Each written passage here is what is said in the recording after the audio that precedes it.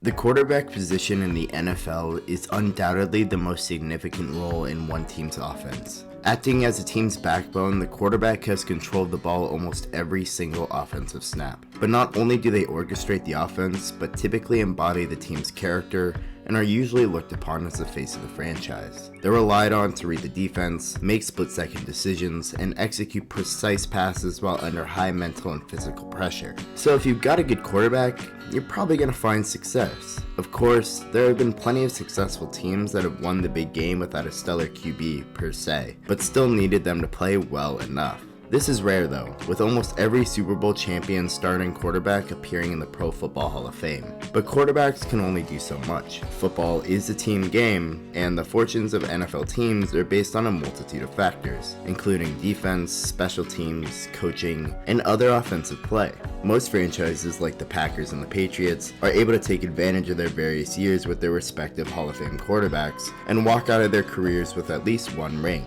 But not the Chargers. Despite having consistently good quarterback play in their history, have still been unable to win a ring and appear in more than one Super Bowl. From the days of Hall of Fame passer Dan Fouts, to gunslinger Phillip Rivers, to now the highly talented Justin Herbert, the Chargers have had their share of talented quarterbacks, but due to poor coaching, mediocre ownership, and the overall curse that is the Chargers franchise, results have been lackluster, to say the least. As a Chargers fan myself, I guess what I'm trying to say is...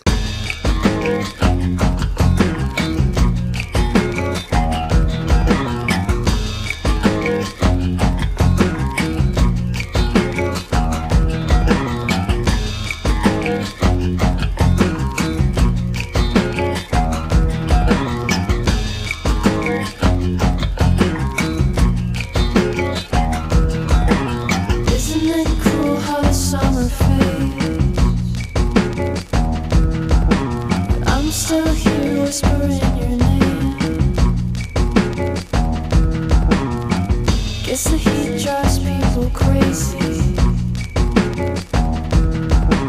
I slip up and I call you baby.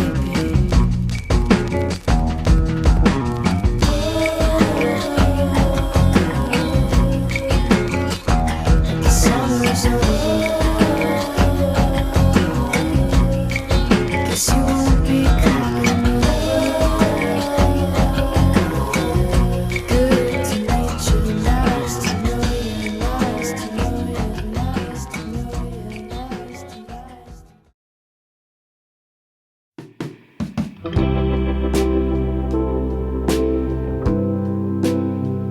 The American Football League granted Los Angeles a franchise on August 14, 1959, when Baron Hilton, a 32-year-old hotel executive, was awarded the Chargers. Hilton first signed former Notre Dame head coach and administrator Frank Leahy as the franchise's first general manager. Bob McBride, who was an assistant of Leahy's at Notre Dame, was named as the franchise's initial head coach until changing his mind within 24 hours of the announcement and pulled out of the position. Eventually, former Los Angeles Rams head coach Sid Gilman was signed as the Chargers' first head coach. Gilman would go on to hire some significant assistant coaches in Chuck Noll and Al Davis, who are both now in the Hall of Fame, but in typical fashion, not for the things they did for the Chargers necessarily. Less than a year later, in July of 1960, Gilman would take over Leahy's position after he stepped down due to health. But before that, the Chargers would go through their first draft, which was okay. They would go into the season with a roster stocked with numerous rookies along with a mix of former NFL players, including their first starting quarterback and future politician, Jack Kemp. Kemp had struggled to establish a name for himself in the already developed NFL, but found quick success in the AFL, ranking first in the league with 14.3 yards per completion and came in second with 3,018 passing yards. The Chargers defense was pretty good as well, ranking third out of 8 teams in the AFL, ending their first regular season with a record of 10-4, landing them first in the Western Division. Now in the AFL's inaugural season, they did not have a full playoff, but just a championship game between the winner of the Eastern Division and Western Division, which was the Houston Oilers and Los Angeles Chargers, respectively. In the first AFL title game, the Chargers would fall short, despite a strong start with 2 field goals. Kemp struggled, with 2 interceptions contributing to the Chargers trailing 10-9 at halftime. In the second half, the Chargers couldn't keep pace with the Oilers, led by their quarterback George Blanda, who threw 3 touchdowns. The Chargers attempted a late comeback, but were thwarted by a failed final drive, resulting in a loss. This will become a constant pattern with the franchise, as we'll soon go over. Kemp could be partially blamed for the loss due to his 2 picks and 171 passing yards, but football is a team game, and an individual only deserves so much blame. The season was now over, and during this offseason, Barron Hilton decided to move the Chargers 120 miles south to San Diego, after meager fan support in Los Angeles and encouragement from San Diego sports editor Jack Murphy. Now, as of February 10th, 1961, the San Diego Chargers were born. The 1961 season was very similar to the 60 season, improving their record to 12-2, ending number 1 in the Western Division once again. This season, San Diego's defense had a historic campaign, setting AFL and NFL records for most takeaways with 66 and most interceptions with 49, which are still records to this day. Kemp ranked second in passing again with 2,686 yards, but regressed, with his completion percentage falling below 50%. His touchdown to interception ratio being 15 touchdowns to 22 interceptions, 18 of those coming in the last 7 games alone. This season being one of the few that the franchise found success outside of their quarterback play being on the same level. The team would again face the Oilers in the AFL Championship, and similar to the last matchup, the final score being 10-3. In the AFL Championship, the Chargers' loss was largely due to quarterback Jack Kemp's struggles. Kemp accounted for all of the team's 6 turnovers, 4 of which being interceptions and 2 being lost fumbles. His consistent turnovers throughout the game, especially in critical areas, hindered the offensive momentum, not scoring a single touchdown. On the other side, which will also become a pattern, intercepted 6 of the Oilers' passes, 5 from George Blanda and 1 from Bill Groman. Chargers could of course not capitalize this, allowing the Oilers to win their second straight AFL championship due to the Chargers' incompetence. With every opportunity to control their fate, they couldn't finish it. The 1962 offseason came along, and with it came some significant pickups throughout the draft, like future Hall of Famer Lance Allworth, who was originally drafted by the Raiders, and the team's quarterback for the next decade, John Hadle. Entering into the 62 season, Jack Kemp was still the team's starter, but after getting knocked out due to a broken finger that occurred in week 2, and in a surprising move, 9 days later, Kemp was placed on waivers, allowing him to be claimed by the Buffalo Bills for $100. Unfortunately for the Chargers, this would be a huge bargain for the Bills, with Kemp's career truly taking off after joining their organization, having a successful career where he would win consecutive AFL championships in 64 and 65. This would be foreshadowing for the talent that the Chargers would get their hands on and eventually lose. But for now, John Hadle started 10 games that season, his rookie year, which he would end with a record of 1-9. It doesn't help that the team was injury riddled on both sides of the ball, causing the team to sputter out and end with an overall record of 4-10. After this disastrous season though, the Chargers would quickly turn it around in 1963, having one of the best seasons in the franchise's history, going 11-3 and beating the Boston Patriots by a whopping score of 51-10 in the AFL Championship, crowned AFL champions for the 1963 season. Surprisingly, in this season, John Hadle wasn't the team's quarterback, but Tobin Rote instead took the helm over the second-year quarterback. The Chargers wanted an experienced quarterback to lead the team, but also help mentor Hadle. Word got out that Rote, a 13-year veteran and NFL champ with the 1957 Lions, was contemplating retirement after 3 seasons in the Canadian Football League. Both the Chargers and Broncos showed interest in signing Rote, and AFL Commissioner Joe Foss had to conduct a coin toss to decide which team would get the right to sign the player. The Chargers won. It should be noted that the Bills still own Rote's AFL rights, so neither team could just sign the quarterback freely. San Diego would then give away tackle Dick Hudson and 2 future picks in exchange for Rote. Rote would go on to start every game for the Chargers that season. Hadle still did see action this season though, throwing at least 1 pass in 12 regular season games. Rote would end the season with AFL's best in completion percentage with 59.4 and a passer rating of 86.7. Rote would end the season with 2,510 yards, Hadle having 502 himself. Lance Allworth was the main target for both, leading the franchise with 61 catches, 1,205 yards, and 11 touchdowns, ranking 2nd overall in the league that season in the latter. Allworth would be named the league's MVP for that season. On the other side of the ball, the Chargers had a balanced defensive unit, allowing the fewest points overall being 255. They would end the season with the aforementioned 11-3 record and AFL Championship appearance against the 7-6-1 Eastern Division champion Boston Patriots. With over 30,000 in attendance at Balboa Stadium in San Diego, the Chargers would rout the Patriots with a score of 51-10. Fullback Keith Lincoln performed tremendously, rushing for 206 yards on 13 carries carries, leading the team in receiving yards with 123, and even completed a pass for 20 yards, winning the game's most valuable player. This championship being the only one the Chargers would ever win.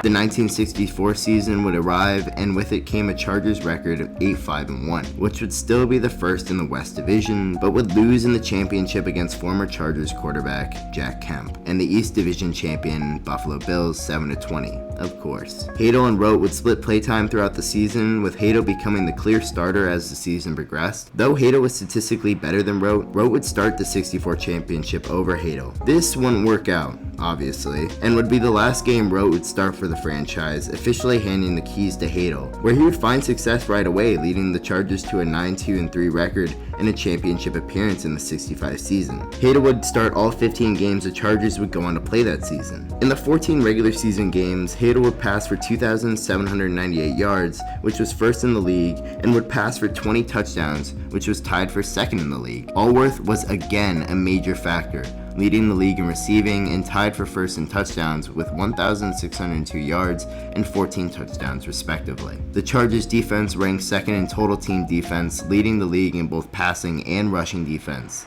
They would again face off against the East Division champion Buffalo Bills, and as expected, lost the game.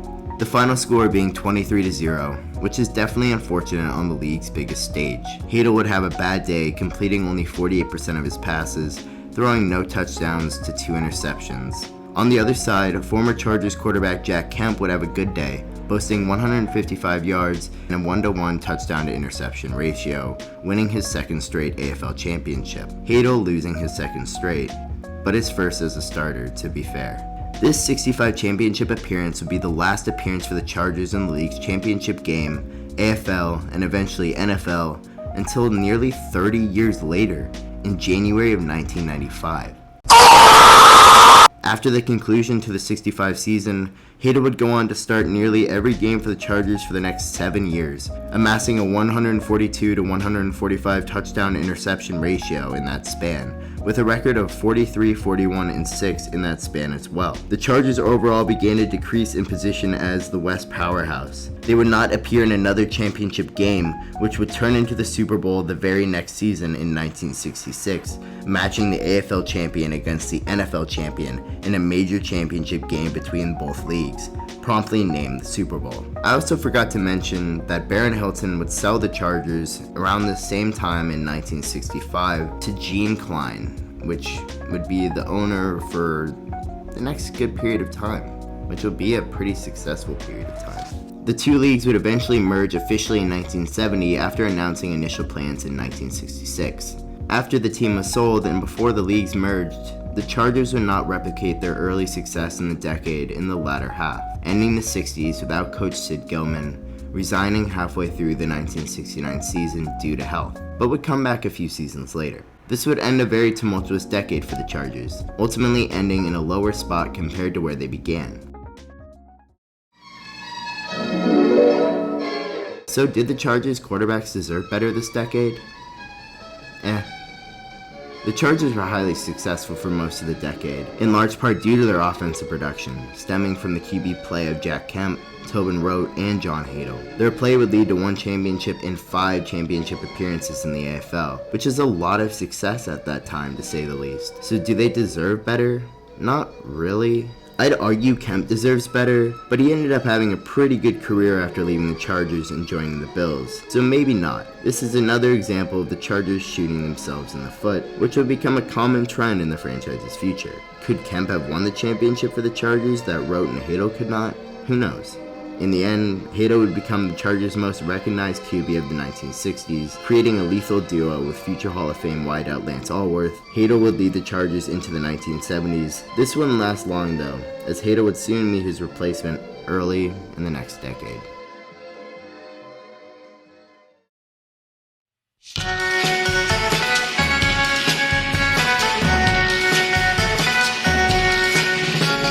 Charlie Waller is now the Chargers head coach entering into the 70s. The team had just come off an 8-6 season in 69, with them expected to win around the same amount in the 70 season. They did not. They ended with a 5-6-3 record instead. Yes, that's right, 3 ties.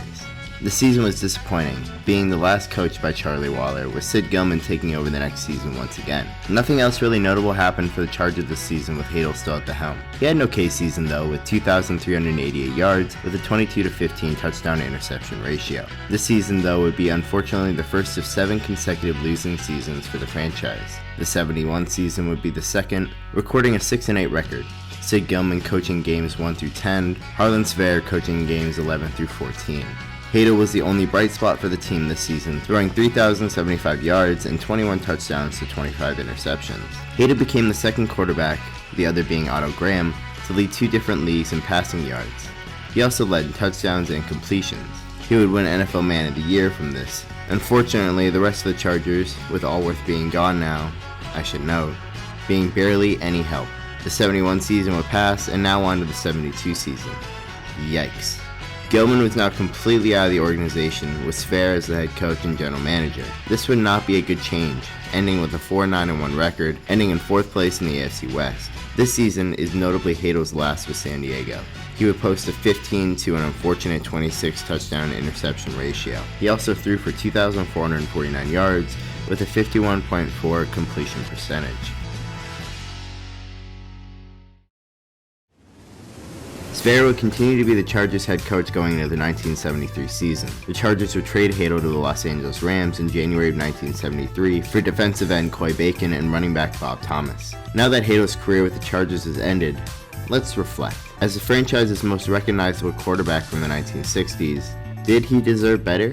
We sort of discussed this in the 60s segment, but I'll primarily focus on Hadel here. Hadel would go on to play 6 more seasons in the league for the Rams, Packers, and Oilers, with his last truly notable season being his first season for the Rams in 1973. He had a very successful career, but it's definitely felt that there's a lot to be desired there. The Chargers never won a championship with Hadel as the main starter, but found a lot of offensive success and helped blossom the career of Hall of Famer Lance Allworth, who actually won the Super Bowl with the Cowboys the previous season. Unfortunately, it was a mix of both Hadel and the Chargers' overall shortcomings on all sides of the ball. Hadel's career came at an odd time though. I'll be curious forever about what his career could have been like if both leagues merged way earlier, but we'll never know. The Hadel era is now over, and the Chargers would begin this by trading for a 39-year-old Johnny Unitas from the Baltimore Colts to take over the team. If you're unsure of who Unitas is, he's a Hall of Fame quarterback from the Colts who won a Super Bowl, 3 NFL championships, 3 NFL MVPs, yada yada yada. You get it. Unitas was a badass, and even played a role in the Colts' victory in the greatest game ever played in the 1958 NFL Championship against the New York Giants. And along with him, they would bring in another notable quarterback this offseason. In the 3rd round of the 1973 NFL Draft, the Chargers would take a quarterback from Oregon.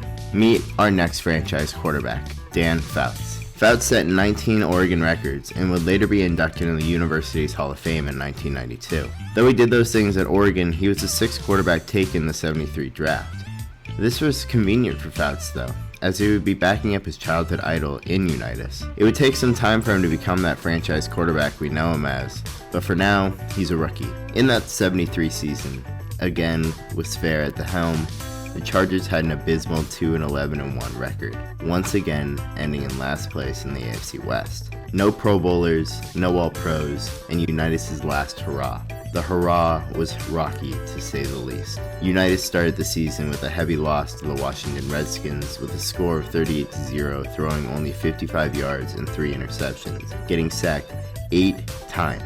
Unitas' last victory as a starter would come against the Bills the next week with a score of 34-7, throwing 175 yards and 2 touchdowns to no interceptions. Unitas would start 2 more games before handing the keys to rookie Fouts. Fouts didn't do much better, accumulating a 0-5-1 record, throwing 1,126 yards, 6 touchdowns, and 13 interceptions. This would start a trend for the next few seasons. Fouts is now the primary starter for the franchise, with Unitas retiring in the preseason of the 1974 season. This would be the start of the Tommy Prothro era as the head coach, with Sverre staying as the general manager. This would last for the next 5 seasons until September of 1978. In that time, the Chargers would put up a 21-39 record in that span under Prothro. nearly being last in the AFC West and missing the playoffs in 4 full seasons he was the coach. To say the least, Fouts was mediocre in this span. He recorded a 12-25 record with 6,532 yards, 28 touchdowns, and 44 interceptions. With these numbers, it's hard to imagine Fouts truly becoming the team's full-on franchise quarterback. Enter new head coach Don Coryell, who was traded from the St. Louis Cardinals to the San Diego Chargers. After starting the 1978 season 1-3, and even benching Dan Fouts right before Tommy Prothero would resign as the head coach and would hand the reins to the aforementioned Coryell, Coryell would go on to coach the team to an 8-4 record for the rest of the year, ending with a 9-7 record, just missing the playoffs.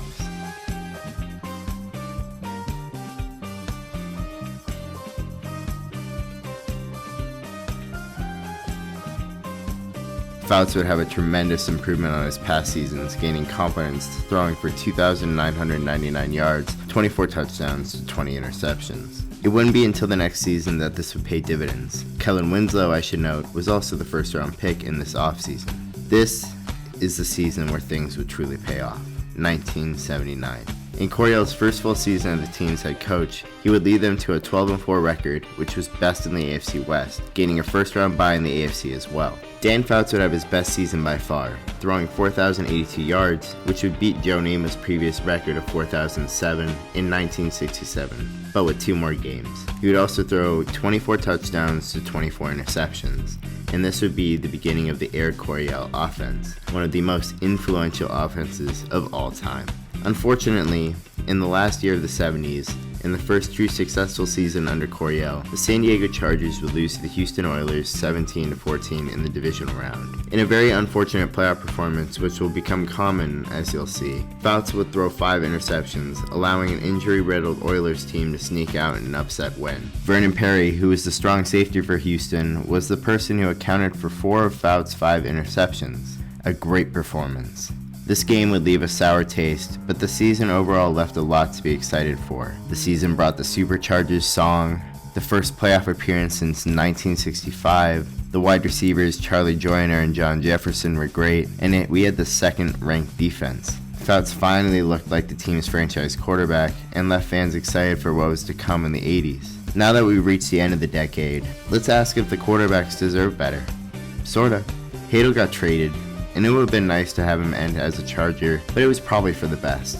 As for Unitas, he's fine. He had a Hall of Fame career outside of the Chargers, and honestly would have been better off without us. But alas, lastly, for Dan Fouts. Fouts was consistently the Chargers starter for the latter half of the 70s, occasionally benched for other QBs, but was definitely the primary signal caller. He unfortunately did not have the greatest start to his career, but that seems to be partially at fault to Tommy Prothero.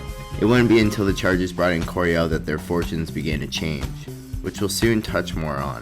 So ultimately, Dan Fouts doesn't deserve better yet. You could argue he deserved a better coach, but Coryell is a pretty good coach to end up with ultimately. He may have had better production earlier on, but who knows? The 70s was an odd decade for the Chargers, barely finding any success, but ending on a really strong note. Would they continue this momentum?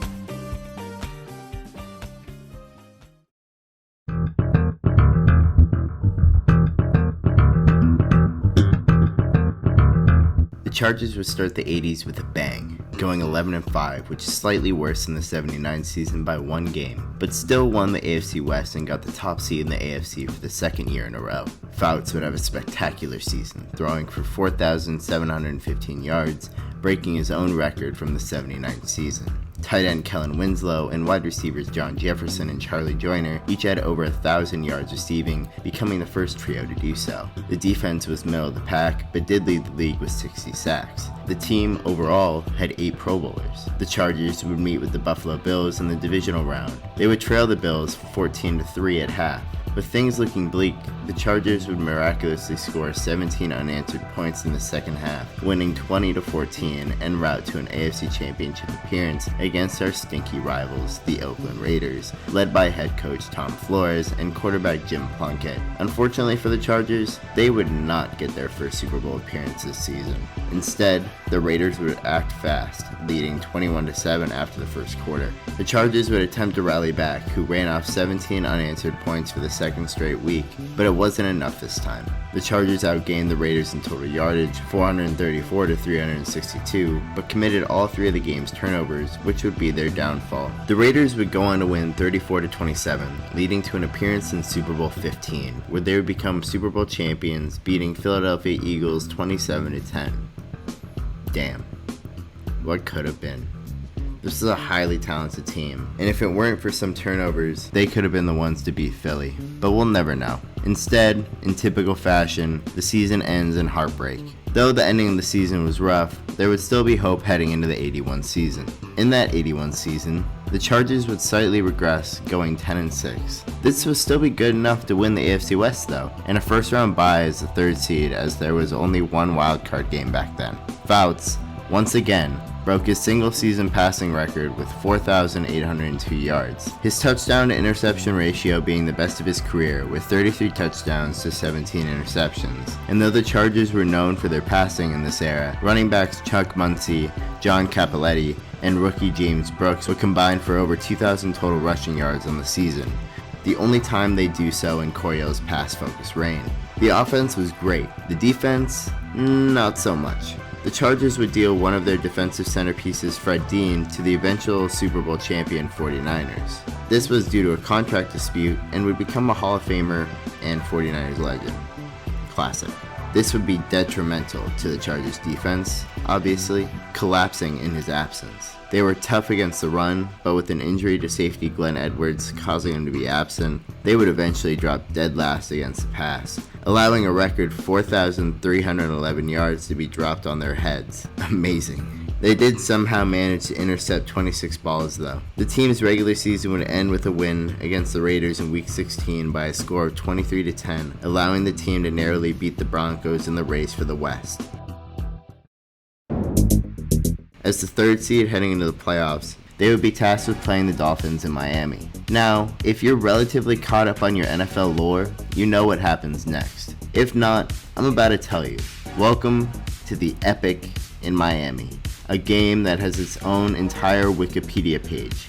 Neat. Taking place at Miami Orange Bowl on January 2nd, 1982. The number 3 seed San Diego Chargers would face off against the number 2 seeded Miami Dolphins. The winner of this matchup would go on to play either the Bills or Bengals, depending on who would win the very next day, in the AFC Championship for a chance to play in Super Bowl 16.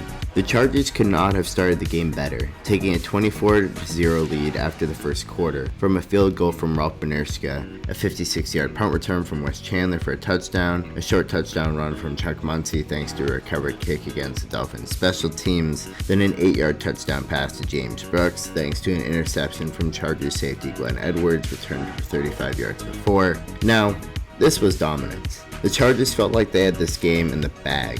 Good thing football is 4 quarters and not 1. The very next quarter, the Dolphins would score 17 unanswered points thanks to a rejuvenated Dolphins after Don Shula decided to replace David Woodley with backup Don Strock. Woodley was not performing well, being a huge reason the team was in the position they were in. Strock would change that, adding a spark to their offense, leading a scoring drive almost immediately. After a field goal, the Dolphins would score on a hook and ladder play, confusing the Chargers defense, cutting the score to 24-17 at halftime. Miami's momentum from the second quarter would lead to the third, with Strock throwing a 15-yard touchdown pass to tight end Joe Rose, tying the score at 24. This time though, San Diego would answer back, Kellen Winslow catching a 25-yard touchdown, allowing the Chargers to regain the lead 31-24. Again though, this wouldn't last. Miami would strike back the very next drive from a 50-yard catch and score from tight end Bruce Hardy, tying at 31. The Chargers would try and answer back, but due to a slip by Charlie Joyner, Fox would throw an interception to Miles Blackwood. Blackwood would return it to the Chargers' 15-yard line after pitching it to corner Gerald Small. This would set up a 12-yard touchdown run for Miami, taking a 38-31 lead into the beginning of the fourth. The Chargers could not answer back, giving the ball back to Miami still down 7. With Miami just trying to run the clock, victory in sight, Chargers defensive tackle Louis Kelcher would miraculously strip the ball from Miami running back Andrew Franklin, which would be recovered by Chargers safety Pete Shaw, giving San Diego possession of the ball. The ball would be placed on San Diego's 18 with 4:39 left in regulation. Fouts would lead the Chargers to their 9-yard line, and with 1 minute and 6 seconds left, would throw a prayer to Winslow in the end zone. Now, Winslow does not catch this ball. It actually sails over his head, instead landing in the hands of running back James Brooks for the touchdown, tying the game at 38. The game would stay at that score until the end of regulation. This would lead to overtime. I should note, Miami almost did win the game in the last few seconds with a field goal, but thanks to a block from Winslow, they would stay tied. Both teams are exhausted and dehydrated, no thanks to the Miami heat and humidity, and each desperately want to end the game and move on to the AFC Championship. Unfortunately for the both of them, that would not be the case. The Chargers would win the coin toss and took advantage, driving all the way down to the Dolphins' 10, stalling, allowing Benershka to attempt a field goal to take the lead. Unfortunately for the Chargers, the snap would be poor, leading the kick to be missed, sailing wide left. Luckily for the Chargers, Miami would pull the same shit, allowing a 35-yard field goal attempt by their kicker Uwe von Schamann to be blocked on a low kick. This would keep the game in a 38-38 stalemate. The Chargers would take advantage of this block, driving down the field to Miami's 10-yard line. This would allow Benershka to attempt to win the game once again, this time from the 29. Unlike last time, the kick was good, giving the Chargers a 41-38 victory after over 13 minutes of overtime was played. Kellen Winslow would be carried off the field by teammates in what would become an iconic image taken after he gave a spectacular performance with an NFL playoff record, 13 receptions for 166 yards, a touchdown, and the previously mentioned blocked field goal. Doing all this while injured, Fouts would have a great day too, completing 33 of 53 passes for a franchise playoff record, 433 yards and 3 touchdowns. This game, by the time it was over, set playoff records for the most points scored by both teams with 79, most total yards by both teams with 1,036. This game truly was the epic in Miami, and luckily for the Chargers, they would be the victors. Unluckily, they would go on to play the top-seeded Cincinnati Bengals in the AFC Championship. This would be the second straight week that the Chargers would appear in a game that got its own name. This time, the Freezer Bowl. And it has its own wiki page as well. It would also be named the Freezer Bowl for a reason, with a temperature of -9 degrees, with a wind chill of -59 degrees, making it still the second coldest game in NFL history. Unlike their exciting performance the week before in Miami, the Chargers would sputter out in the cold, losing to Ken Anderson and the Bengals 27-7.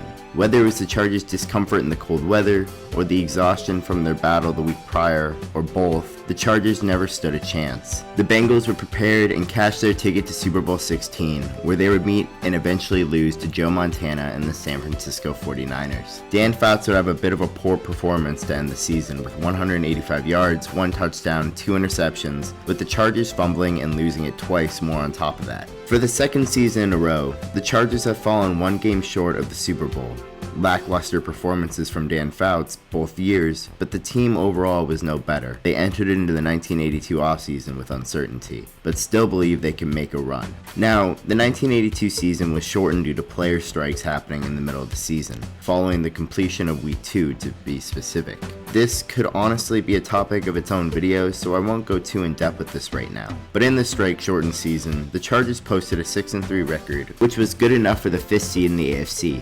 Though they weren't the top dogs, the 1982 Chargers were the top scoring team in the NFL. They scored 288 total points, an average of 32 points per game, led the league in passing touchdowns with 19, rushing touchdowns with 15, tied with the Los Angeles Raiders, and passing yards with 2,927. The Chargers' defense was not as good, however, surrendering the most passing yards with 2,292 and the most first downs in the league with 119. After Dan Fouts' strong season, he was named to the Pro Bowl and won Offensive Player of the Year award. Due to the shortened season, Fouts would not surpass his previous passing yard record, but his mark of 320.3 yards per game would not be surpassed until 2011 by Drew Brees. Oh, Drew Brees. The team ended with 7 Pro Bowlers and 7 All-Pros. A pretty damn good team, to say the least. Unfortunately, as previously mentioned, they ended as the 5th seed in the AFC, so it would be a tough road to get to Super Bowl 17, to say the least. The Chargers would meet with the number 4 seeded Steelers in the wildcard round, but they would narrowly squeak by them with a score of 31-28. Kellen Winslow would score 2 fourth-quarter touchdowns to give San Diego the edge. Dan Fouts would have a great game overall with 333 passing yards, 3 touchdowns, with a 112.5 rating. The Chargers would then face the second-seeded Miami Dolphins in the divisional round. The second year in a row they would face each other in this round, the first being the previously discussed Epic in Miami. This time though, the Chargers wouldn't be so lucky, losing to Miami by a whopping score of 34-13, ending their 82 season. The Dolphins put up 413 yards, while the Chargers only accumulated a season low of 247 yards in comparison. Miami's defense completely shut down Fouts, limiting him to 15 completions out of 34 attempts for 194 yards, a touchdown, and 5 interceptions. Yes, 5. So definitely not a great day for the Chargers quarterback, and well, for the Chargers in general. A disappointing end to what was a pretty good season for the team. Unfortunately, this would be the last playoff game Fouts would appear in.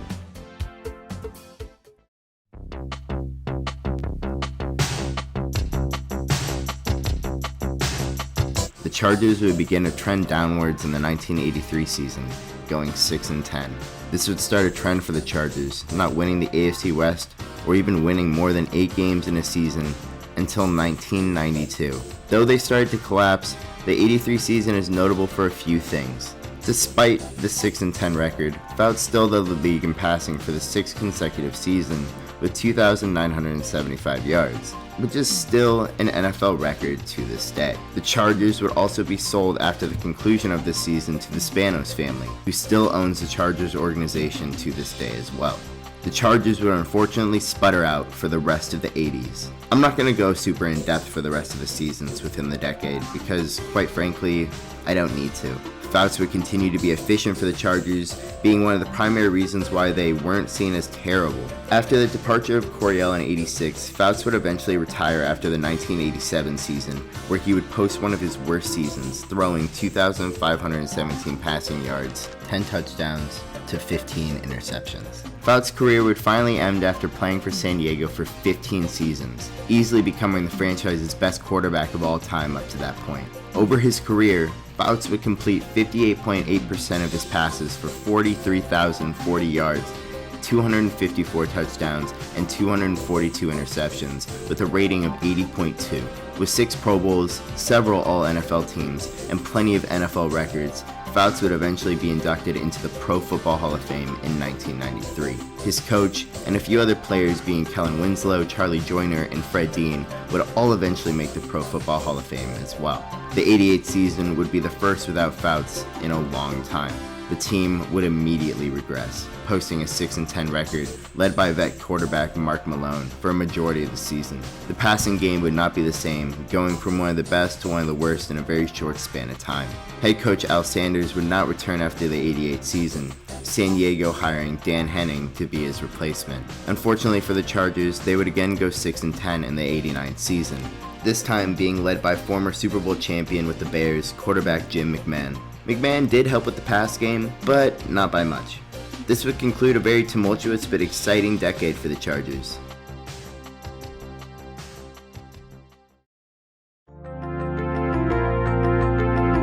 Before we get into the 90s though, let's ask the question, did Dan Fouts deserve better? I think so. Though Fouts had a wonderful career and was blessed with an offensive genius like Don Coryell, the team still fell short when it mattered the most. I think a lot of the blame could potentially be put on Fouts' shoulders, but it doesn't help when the team can't develop a defense. The Chargers had bottom barrel defenses practically the entire decade, and as the saying goes, defense wins championships. Fouts consistently seemed to play years ahead of his peers, but couldn't get a ring or even appear in a Super Bowl for that matter. I can't help but wonder what could have been if there was a competent defense. What if we had beat the Raiders or Bengals in the AFC Championship? What if? Unfortunately, this is the reality, and all we can do is reflect. Fouts deserved better than the Chargers, but he may never have been the same player without us. He led us to a lot of success in the 80s and helped revolutionize the passing game. If only he could have gotten a ring out of it. Now it's time to move on to one of, if not the weirdest decades in the franchise's history.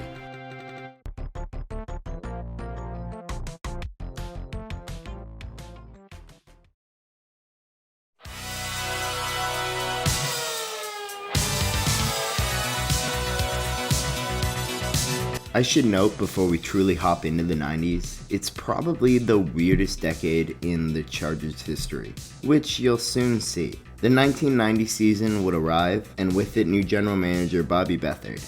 His first draft selection would be none other than future Hall of Famer Junior Seau. The Chargers' defense would drastically improve, ranking 5th overall in the league, with linebacker Leslie O'Neal and cornerback Gil Byrd having strong seasons. Unfortunately for the Chargers, that wouldn't matter, going 6-10 and missing the playoffs for the 8th consecutive year. Woof. They would start 3 different quarterbacks during the year after Jim McMahon's departure during the offseason. Mark Velasic started the first game, Billy Joe Tolliver would start the next 14, with John Freese starting the last. The 3 of them would muster 2,683 total passing yards, with 18 touchdowns to 19 interceptions. With Freese starting the last game of the season, he would also go on to start all the games for the Chargers in the 1991 season, after beating Billy Joe Tolliver for the starting job during training camp, getting traded to the Falcons shortly after. Unfortunately for both Freese and the Chargers, they would end the season with a 4-12 record. Though they had the second best run game in the league, led by running backs Marion Butts, Rod Bernstein, and Ronnie Harmon, who all combined for 2,248 yards and 16 touchdowns. The passing game was disappointing to say the least. Freese passed for 2,896 yards, 12 touchdowns, and 15 interceptions. Something obviously had to change. The day after the 1991 regular season concluded, Dan Henning was promptly fired.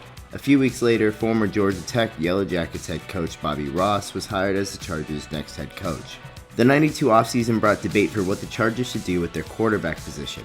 John Freese was in position to start for the Chargers, especially after just inking a 2-year extension, but 12 days afterwards suffered torn ligaments in his leg after getting hit in a preseason game, ending his season. Ross in turn named Bob Gagliano the day 1 starter for the season after a pretty strong outing in the preseason, outperforming Stan Humphries. This would last for 1 week. Gagliano put up a stinker in week 1 against the Chiefs, allowing Humphries to gain the starting job for week 2 and eventually the rest of the season. Gagliano would never start again. In his substitution, Humphries would have the best Chargers quarterback season in quite a while. Humphries was acquired in a trade during the preseason after the injury to Freese. The Chargers actually attempted to trade for him during the 1992 draft, being that he was a player GM Bobby Beathard had drafted previously during his tenure with Washington. The trade fell through though, and wouldn't happen until after the aforementioned trade during the preseason.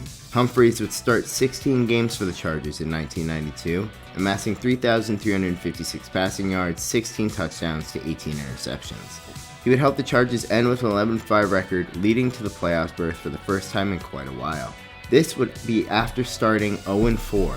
The only franchise in NFL history to do this, by the way.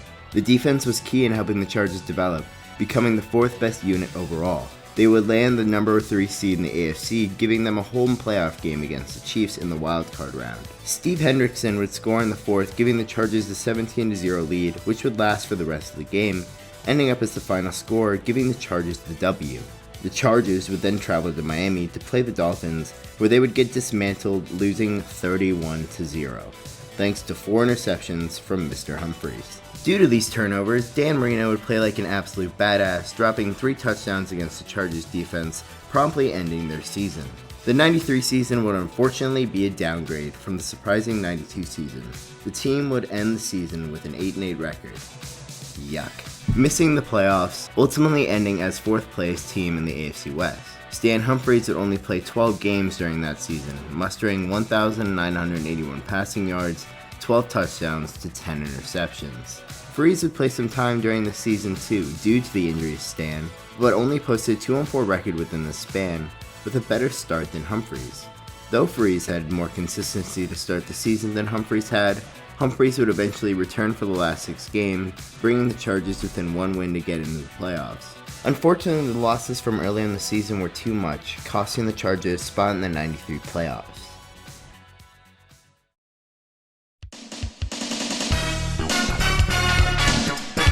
The 94 season would be quite a different story, possibly becoming the most significant season for the franchise during the Super Bowl era.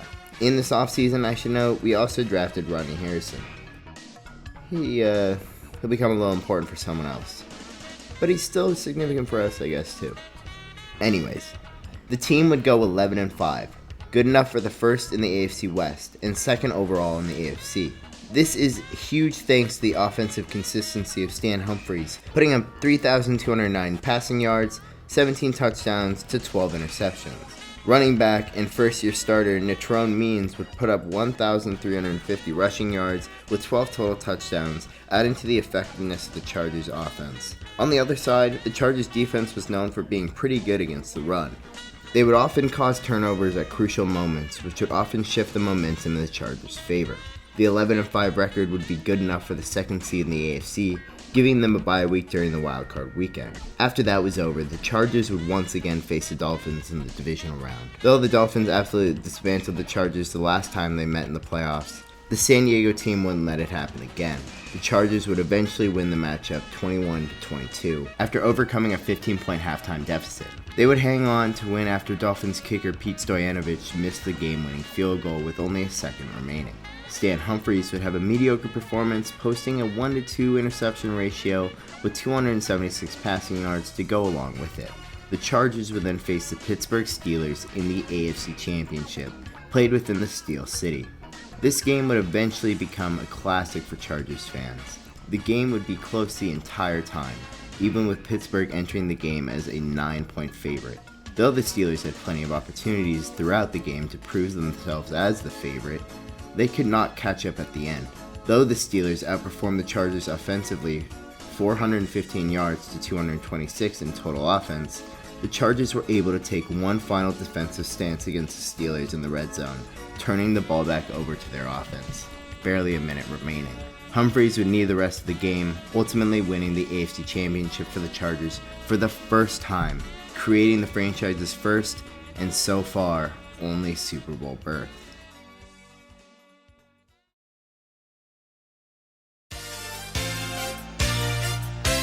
Now, this is where the fun ends. On the other side, in the NFC, the San Francisco 49ers, led by the likes of future Hall of Famers Steve Young, Jerry Rice, Deion Sanders, and plenty of others, would defeat another NFC powerhouse in the back-to-back champion Dallas Cowboys in the NFC Championship by 10 points, 38-28. Most of the world, probably most Chargers fans even, knew whoever would come out of the NFC would most likely end as Super Bowl champions. Unfortunately for me, and every other Chargers fan, our one and only Super Bowl appearance to date would end in a loss. The final score being 49-26. Steve Young dropping 6 touchdown passes to win Super Bowl 29's MVP award, taking the monkey off his back, finally stepping out of Joe Montana's shadow for giving San Francisco their 5th Super Bowl. The Chargers weren't necessarily quote-unquote terrible in their Super Bowl appearance and may have beat a different team, but alas, they played the stacked 49ers. For the Chargers, this would be a tragic loss, sending the team into a spiral for the rest of the 90s.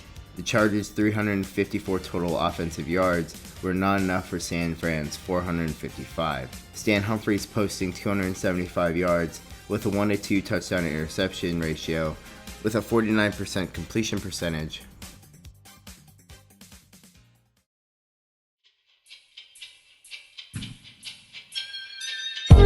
The 1995 season was not too bad though, but definitely a downgrade from the 94 team.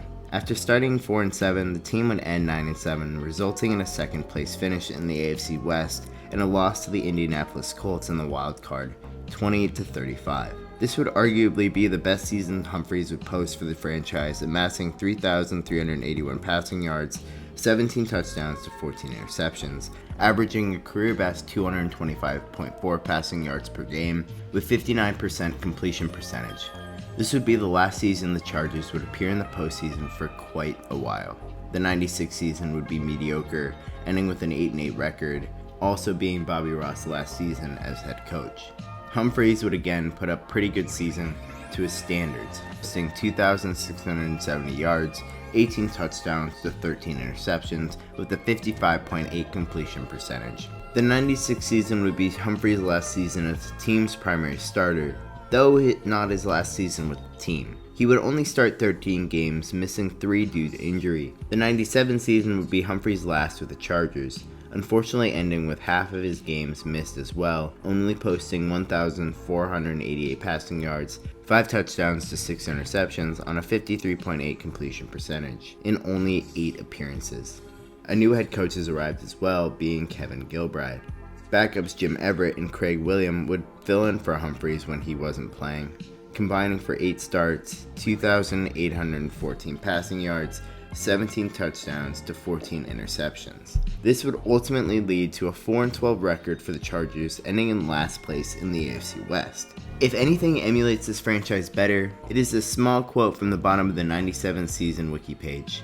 The team stadium, Qualcomm Stadium, hosted Super Bowl 32 at the end of the season. Now, this might not seem like much, but this is the closest San Diego will ever get to the Lombardi. Stan Humphries would retire at the end of the season, throwing his last touchdown against the Colts in a Week 9 win. I want to take a moment and shout out Stan Humphries, not only taking us to the Super Bowl and eventually our team's Hall of Fame, but also taking the time out of his day to talk to my aunt, and signed a football and wrote a card for me. It is one of my most cherished gifts. Thank you, Stan. And thank you, Auntie Di. Love you. Humphries would total 16,085 passing yards, 85 touchdowns, and 73 interceptions on a 56.8 completion percentage in 79 games played for the Chargers. It was time to find the quarterback of the future in the '98 draft.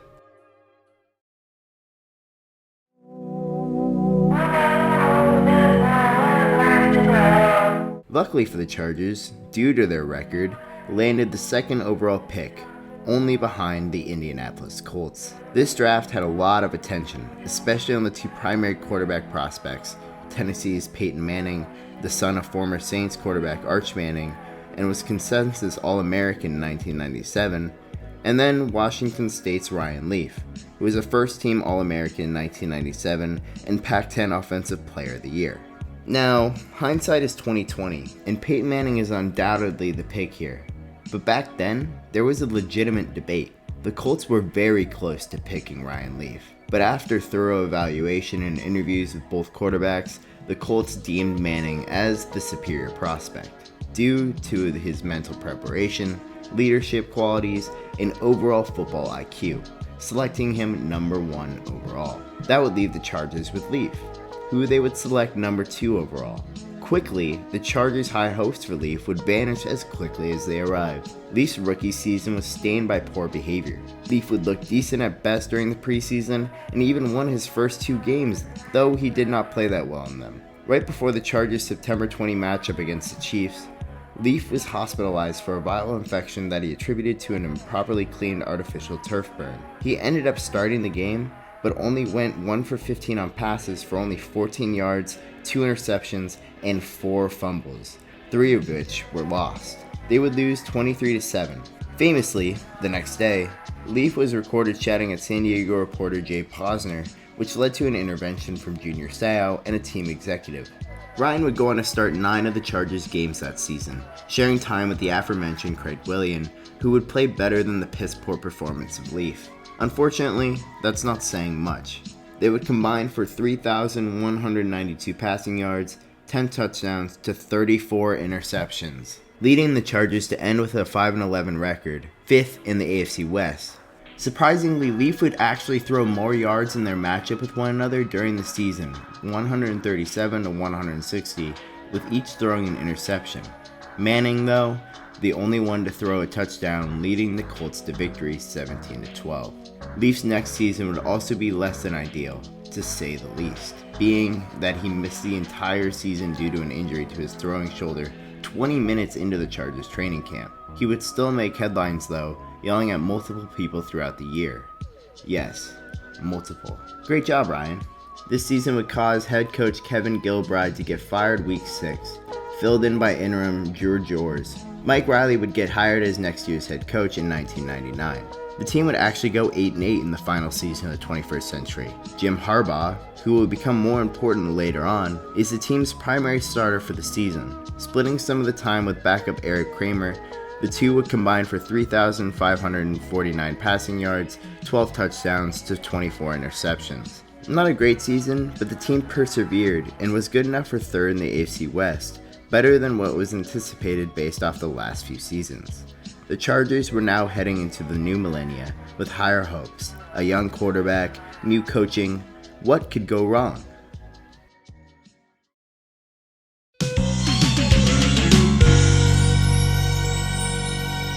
Hope was on the horizon, or so it seemed. So I guess it's time to ask the question of the decade. Did the Chargers quarterbacks of the 90s deserve better? Sorta. This is the hardest decade to analyze in Chargers history, having some of our worst years as well as our only Super Bowl appearance within a few seasons of one another. Stan Humphries will be the primary quarterback of discussion for this decade, but the others who played could probably be put under this bunch as well. The Chargers, as a franchise, ran inconsistent at best, especially at this time. If any of these quarterbacks who showed a glimpse of promise, their careers might have looked different, but I guess we'll never know.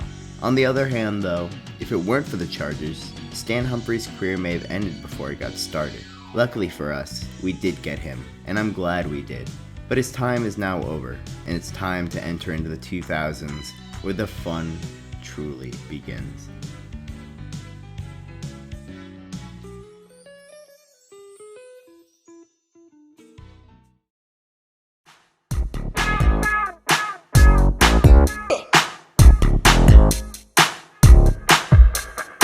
The start of the 2000s was pretty shit for the Chargers, and that's putting it lightly.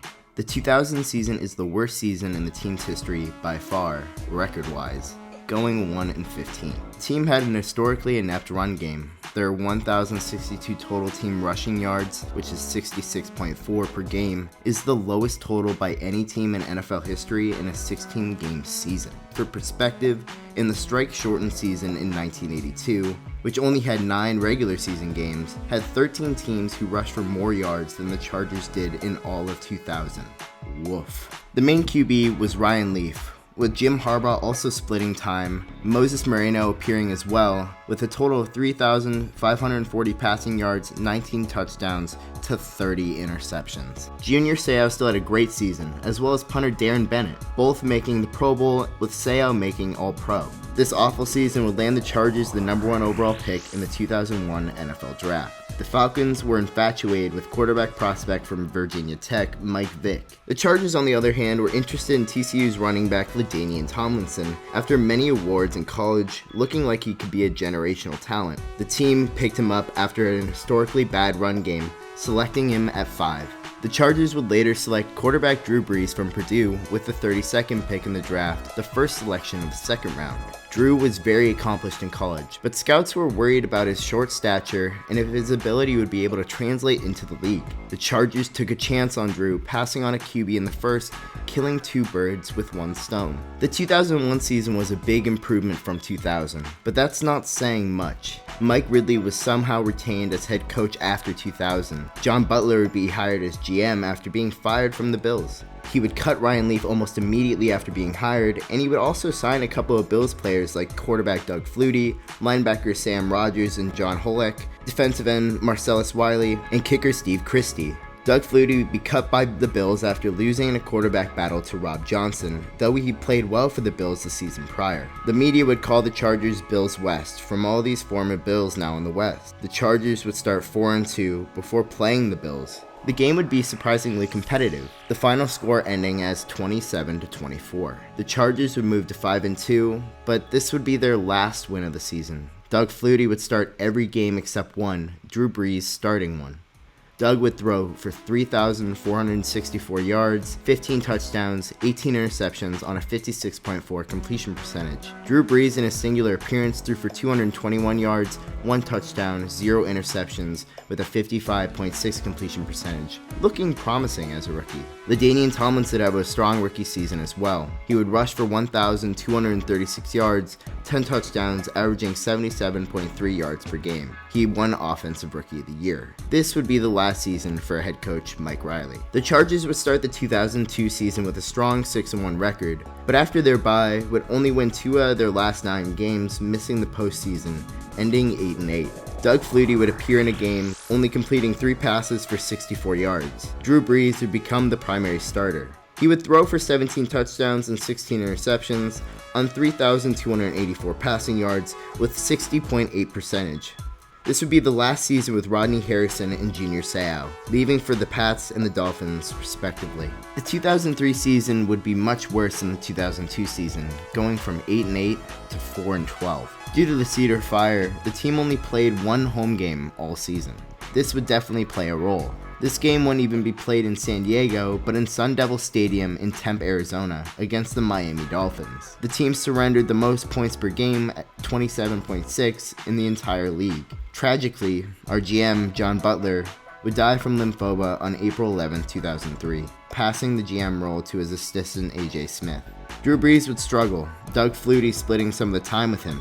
Drew would start 11 games with 2,108 passing yards, 11 touchdowns to 15 interceptions on a 57.6 completion percentage. Doug Flutie would start 5 games, appearing in 7, throwing for 1,097 yards, 9 touchdowns to 4 interceptions on a 54.5 completion percentage. LaDainian Tomlinson would begin to break out though, rushing for 1,645 yards, 13 touchdowns on 102.8 yards per game. Also, undrafted tight end Antonio Gates would be signed after the 2003 draft from Kent State, where he played basketball. He would go from third string to starter throughout the course of the season. In total, Gates would rack up 24 passes caught for 389 yards and 2 touchdowns.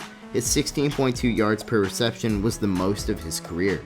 The Chargers would end with the number 1 overall pick in the 2004 draft after their terrible season. The Chargers were looking to draft a quarterback after their Drew Brees experiment seemed to be failing. The main quarterback of this draft was Ole Miss's Eli Manning, younger brother of the previously mentioned Peyton Manning, then North Carolina State's Phillip Rivers, and Miami, Ohio's Ben Roethlisberger. Eli was the obvious number 1 in the eyes of pretty much every franchise, but he did not want to play for the Chargers. There was some confusion as why he didn't want to go, but there were rumors that Ryan Leaf's dad said the Chargers didn't really help with Ryan's personal problems, and I think that worried the Manning family. The Chargers would select Manning regardless, though Eli would keep his ground. This would lead to negotiations with other NFL teams about a potential trade. The Chargers would strike a deal with the Giants, liking prospect Phillip Rivers enough to trade Manning for him after the Giants would select him. Roethlisberger would go later to the Steelers. In 2004, the Chargers would drastically improve from 2003, going 12-4. Phillip Rivers would hold out due to a contract dispute, and he would finally sign his contract in August of 2004 for 6 years, but that would be at the end of training camp. This opened the door for Drew Brees, who impressed enough to retain his starting job, leaving Rivers as the third string behind Doug Flutie, who's still lingering on the Chargers. Drew Brees would heavily improve, having an impressive season throwing for 3,159 yards, 27 touchdowns, 7 interceptions with a 65.5 completion percentage, putting up an 11-4 record. Doug Flutie would start 1 game throwing 276 passing yards, 1 touchdown, 0 interceptions on a 52.6 completion percentage. He's 42 years old at this time, by the way. LaDainian Tomlinson would also again be very good. 1,335 rushing yards, 17 touchdowns with 89.9 yards per game, 1 receiving touchdown with 441 receiving yards. Antonio Gates would truly begin to show out as well, with 964 yards, 13 touchdowns, 643 receiving yards per game. Their 12-4 record was good enough to land them the AFC West and the 4th seed in the AFC playoffs. The game did unfortunately not go the Chargers' way after losing a close one in overtime 20-17 against the New York Jets after a field goal from kicker Doug Bryan. This would also be after Nate Kading, our kicker, would miss first. Agony. Chad Pennington wouldn't really outperform Drew Brees, throwing 279 yards and 2 touchdowns to Drew Brees' 319 yards and 2 touchdowns. Drew's 1 interception definitely played a role. Drew showed promise though, outside of the stats and the fact that the team lost in overtime. Thanks, Nate. Drew looked poised and led the team on a last-second drive to get them into overtime. After the conclusion of the 2004 season, the 2005 draft would begin, and the Chargers would pick up some key role players, drafting linebacker Sean Merriman in round 1, Vincent Jackson, wide receiver, and running back Darren Sproles, who will all eventually become key contributors. Due to the successful season, the Chargers would franchise tag Drew Brees, letting him keep the starting job. Rivers moving up to be his backup after the release of Flutie Flakes. The Chargers unfortunately would regress from their successful 2004 season, going 9-7 in 2005, missing the playoffs. Drew would sort of regress, throwing 3,576 passing yards, 24 touchdowns, and 15 interceptions on an 89.2 rating. LaDainian Tomlinson would continue to be a monster, racking up 1,462 rushing yards, 18 touchdowns on 91.4 yards per game, 370 receiving yards, and 2 touchdowns. Antonio Gates would be great too, finally over 1,000 receiving yards, going for 1,101 yards, 10 touchdowns with 73.4 yards per game. Sean Merriman would also be named Defensive Rookie of the Year. Drew Brees looked like he could still be the QB of the future until the last week against the Broncos. Of course, it's the Broncos. Brees would be stripped in his own end zone by safety John Lynch, and when attempting to recover his fumble, Drew would be hit in the shoulder by tackle Gerard Warren, tearing his labrum. This would lead Brees needing surgery in the offseason. His future with the Chargers up in the air due to the end of his franchise tag. The Chargers would offer Brees a contract, being a 5-year $50 million deal, paying him $2 million in base salary the first year. The rest was performance incentives though. Drew would ask the Chargers to increase the offer, but they would keep their ground, leaving Drew, in his eyes, no choice but to leave heading to New Orleans. We all know how that goes. Luckily, the Chargers still had, now 2-year vet, Phillip Rivers handing him the keys for the 2006 season. Record-wise, 2006 is the greatest Chargers team of all time, going 14-2. This would be hugely thanks to LaDainian Tomlinson's record-breaking season. LaDainian Tomlinson would rush for 1,815 yards, 28 touchdowns on 113.4 yards per game, with 3 receiving touchdowns on 508 yards, breaking the NFL record for touchdowns in a single season. He would also win the 2006 MVP for this. The team overall had 11 Pro Bowlers and 6 All-Pros, this also being Rivers' first Pro Bowl. Evidently, with this Pro Bowl appearance, Rivers was quite good in his first year starting. He would put up 3,388 passing yards with 22 touchdowns and 9 interceptions on a 61.7 completion percentage. Gates started to show chemistry with Rivers, again leading the team in receiving. Gates would put up 924 receiving yards, 9 touchdowns on 57.8 yards per game. The Chargers defense was good too, having the number 7 overall team defense in the league. Due to the 14-2 record, the Chargers obviously won the AFC West, but also gained the number 1 seed in the AFC. This would give them home field advantage all throughout the playoffs, a place they hadn't lost all regular season. Unfortunately, the team that would meet them in the divisional round would have a thing or two to say about that. This may be the most tragic loss in the franchise's history, and that is saying a lot. The New England Patriots and Tom Brady, who've had some success to say the least the last couple of seasons, I should note, would come in to face off against the Chargers. In the first half, after several key drives, LaDainian Tomlinson scored twice, but the Patriots kept pace with a late first half touchdown narrowing the score to 14-10. The Chargers would make some costly mistakes in the third, with multiple turnovers and a muff punt. The fourth quarter, though, is where it all goes wrong. They did enter into the fourth with a 21-13 lead, and the defense has honestly played solid all day, turning the ball over from the Patriots, including 2 interceptions at this point. This would be until Tom would throw a crucial third interception to Marlon McCree. Now, you'd think with an interception like this, the Chargers are in great position to add to their lead late in the game, except they never even go onto the field. McCree would go on to fumble his interception after a hit from receiver Troy Brown, allowing Retche Caldwell from the Patriots to recover the ball and allow the Patriots' drive to continue. The Chargers, unsurprisingly, charger this game away. After that disastrous turn of events on a play that could have completely saved the Chargers, instead saves the Patriots. Thanks, football gods. Like you haven't given them enough already. The Patriots would of course take advantage of this luck, driving down the field, scoring a touchdown and 2-point conversion to tie 21-21. The Chargers would then stall out, giving New England the chance to take the lead, which is exactly what they do. The Patriots would drive down, allowing Stephen Gostkowski to hit a 31-yard field goal to give the Patriots a 24-21 lead with 1:10 remaining. With no timeouts, the Chargers somehow managed to reach the Patriots' 36-yard line to attempt the game-tying field goal. Kading would miss the kick with 3 seconds left. Of course he would, allowing the Patriots to run out the clock and move on to the AFC Championship once again. Thanks, football gods. Rivers would complete 14 of 32 passes for 230 yards, 0 touchdowns, and 1 interception. LT would stand out with 123 rushing yards and 2 touchdowns. The 2006 Chargers are widely seen and considered to be one of the greatest teams to not make the Super Bowl.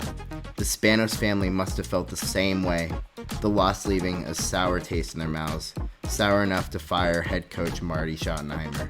This move came as a shock, especially after the season the team just had, but ownership did not care. Norv Turner would be hired as the Chargers' next head coach for 2007. He was chosen due to the fact that Turner set up the Chargers' offense back when he was the offensive coordinator in 2001 and was expected to maintain the Chargers' offense that was super successful the season prior. In the 2007 draft, I should note, Eric Weddle would be taken in the second round, who will eventually become the best safety in team history. The team would regress from their greatest season ever, but they were still successful, winning the AFC West going 11-5. Now go Chargers, go!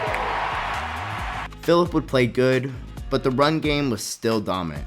Rivers would throw for 3,152 yards, 21 touchdowns, 15 interceptions on a 60.2 completion percentage. LaDainian Tomlinson would rush for 1,474 yards, 15 touchdowns on a 92.1 yards per game. Through the air, he would have 475 receiving yards and 3 touchdowns. Antonio Gates would truly come into his own, truly beginning his connection with Phillip Rivers. 984 receiving yards, 9 touchdowns on 61.5 yards per game. Vincent Jackson would also begin to make his presence known, with 623 receiving yards, 3 touchdowns on 38.9 yards per game. The defense would also rank 5th in scoring defense. The team would end up with 9 Pro Bowlers and 4 All-Pros. The Chargers would enter in the 2007 playoffs playing at home as the 3 seed against the number 6 seed Titans.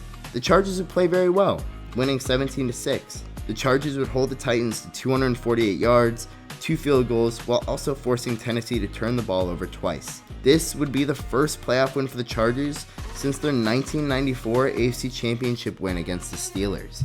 Holy shit, I cannot even imagine waiting that long just for one playoff win. Droughts can be gnarly. Rivers would carry a lot of the load this game, completing 19 of 30 passing for 292 yards, 1 touchdown, and a pick. They would then move on to face the number 2 seeded Indianapolis Colts in Indianapolis. The Colts and Peyton Manning would look strong to start, but crucial turnovers, including fumbles by Marvin Harrison and 2 interceptions by Peyton Manning, the Chargers would upset the Colts 28-24. Phillip Rivers would again stand out, needing to step up after the knee injury that LaDainian Tomlinson sustained in the first quarter. Rivers would finish 14 of 19 for 264 yards, 3 touchdowns, and an interception on a 133.2 rating. Rivers would unfortunately not finish the game either, tearing his ACL, throwing a touchdown to Darren Sproles. Backup Billy Volek would come in and be clutch when it was needed most, the Chargers down 21-24. He would take them on a decisive 78-yard drive that would end in a 1-yard rushing touchdown by him that would take the lead. The Colts' final 2 drives would stall out, sealing the Chargers' victory and a chance to play the Patriots for the AFC. Patriots were having quite the season, to put it lightly, with a record of 17-0 coming into the day. It should be noted that the Chargers were not seen to have any chance against the Patriots, who were attempting to achieve perfection, and also had peak Tom Brady. It was not looking good, and everyone was right to think so.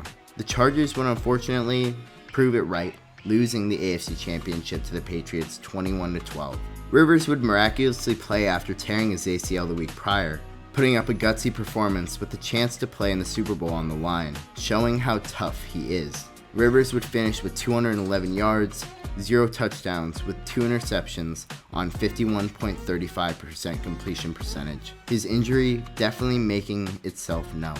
Tom Brady threw 3 interceptions in this game, I should note, but the Chargers were unable to take full advantage of these turnovers. The Patriots' run game did pick up the slack though, thanks to running back Lawrence Maroney, who rushed for 122 yards and had a key touchdown to help the Patriots move to 18-0 and would play in Super Bowl 42 against the New York Giants, where everyone knows what happens next.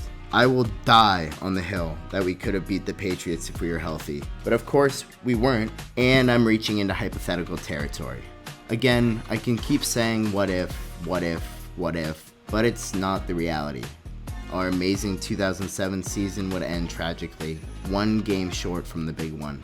This would be the last AFC Championship appearance by the Chargers up to this present day. The 2008 season would be disappointing in comparison to 2007, the team going 8-8, but would somehow still win the AFC West, becoming the first team to do so since the 1985 Browns. Rivers would break out, beginning to truly look like the franchise quarterback, if the AFC Championship performance wasn't enough. He would throw for 4,009 passing yards, 34 touchdowns, 11 interceptions, on a 65.3 completion percentage, playing in all 16 games shortly after tearing the ACL.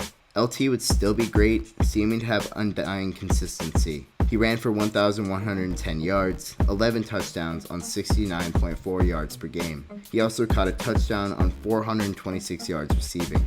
Vincent Jackson would begin to break out this season, with 1,098 receiving yards, 7 touchdowns on 68.6 yards per game. Gates continued to show consistency, with 704 yards receiving, 8 touchdowns on 44 yards per game. The Chargers would have a mediocre defense, hence the 500 record, but again, they still won the AFC West and ended as the number 4 seed, again taking on the Colts led by Peyton Manning. The Colts would end as the 5 seed in the AFC playoffs though, and would go 12-4. They would still have to go into San Diego with a 4-game advantage. The Colts were seen as favorites, many expecting them to win.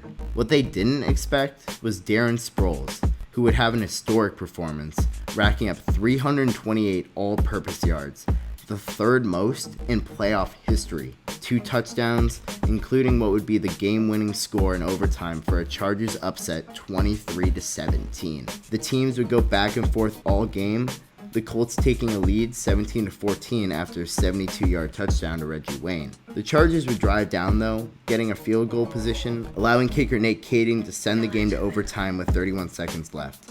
He finally didn't miss.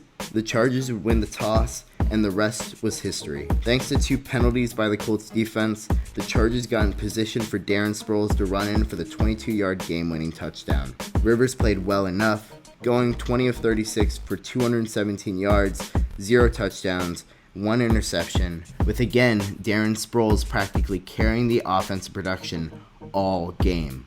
The Chargers would then face off against the number 2 seeded Pittsburgh Steelers at Heinz Field. It sure as hell was not San Diego weather, at 26 degrees Fahrenheit and snow. Things did not go well for the Chargers, who lost 35-24. Pittsburgh would gain 342 yards, had no turnovers, and held onto the ball for 36 minutes and 30 seconds. They managed to score a touchdown every quarter. Rivers would have a great game, going 21-35 for 308 yards, 3 touchdowns, and a pick. Unfortunately, the Chargers' run game was practically non-existent. Darren Sproles leading the way again, this time with only 15 yards on 11 carries. Pittsburgh Willie Parker would have the opposite kind of day, running all over the Chargers for 146 yards, 2 touchdowns on 27 rushes, ending the Chargers' 2008 season, sending the Steelers to the AFC Championship. The Chargers would vastly improve on the 2008 regular season, going 13-3 in 2009, winning the AFC West for the 4th straight season. This is all glitz and glamour, but long story short, this season ends up being tragic, but not the most tragic, as we'll talk about shortly. Antonio Gates and Vincent Jackson would lead the team in receiving yards. They would have 1,157 and 1,167 yards respectively, Gates having 8 touchdowns with Vincent Jackson hauling in 9. LT would start to show regression. He and Darren Sproles would combine for 1,703 rushing yards, 15 touchdowns. Darren Sproles had 497 receiving yards with 4 touchdowns, while LT had only 154 yards and 0 touchdowns. The team would end with the number 4 scoring defense, helping them get the number 2 seed in the AFC, getting them a home game against the number 5 seeded Jets. Now, this is where it gets tragic, and let's just rip the band-aid off. The Chargers would get upset by Mark Sanchez and the Jets 17-14 in embarrassing fashion. The Chargers would take an early lead, getting a touchdown in the second quarter. The Jets, though, would control the second half, gaining a 17-7 lead in the fourth. Rivers would score on a 1-yard touchdown run to make it 17-14, but it would be too late. In classic Chargers fashion, our all-pro kicker, Nate Kading, again missed 3 separate field goals throughout the course of the game. If he makes 1, he sends it to overtime. 2 gives us a win. So of course, what else would you expect? How do we keep choking? LaDainian Tomlinson would have a rough outing in this game, going for 24 yards on 12 carries, which would be his last game suited up for the Bolts, sadly. He would be the greatest Chargers running back in history, by far. LaDainian Tomlinson had 2,880 carries for 12,490 rushing yards and scored 153 touchdowns in 141 games for the San Diego Chargers. This tragic playoff loss would also end the decade for the Chargers. Though the team failed to appear in a Super Bowl, they achieved a lot of success and greatness in this time. The Chargers would have a record of 85-75 in this span.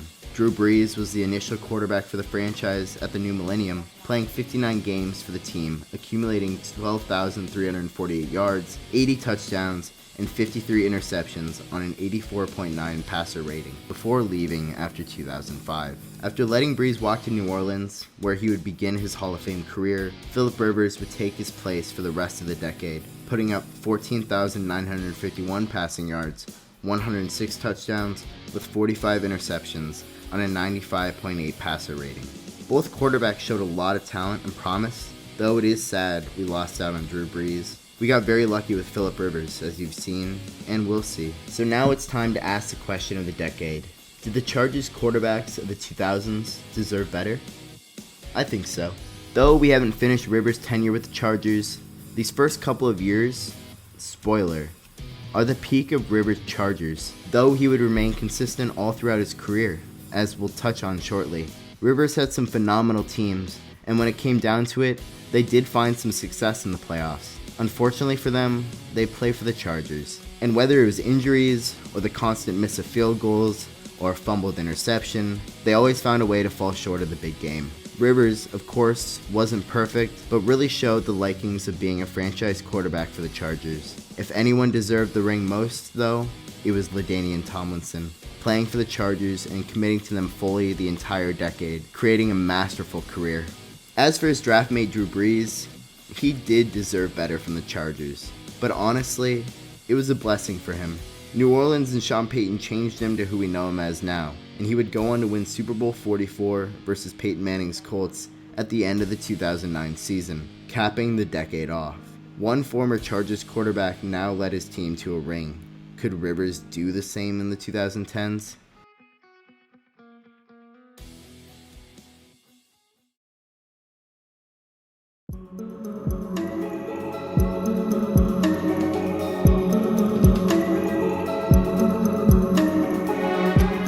The 2010s are a very interesting decade for the Chargers, historically, being that this is very melancholic and occasionally tragic. Speaking of tragic, let's hop into 2010.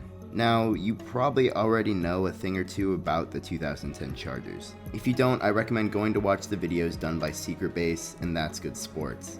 They are fully in-depth retrospectives on this Chargers team and go more in-depth than I will in this video, but we'll still go over it as this team would help send the franchise into a spiral of mediocrity. Before we get into the season, I should note there were a couple important things that happened in the offseason. LaDainian Tomlinson would leave the Chargers and would go to the New York Jets, and his replacement would be Ryan Matthews, who we would draft in the first round.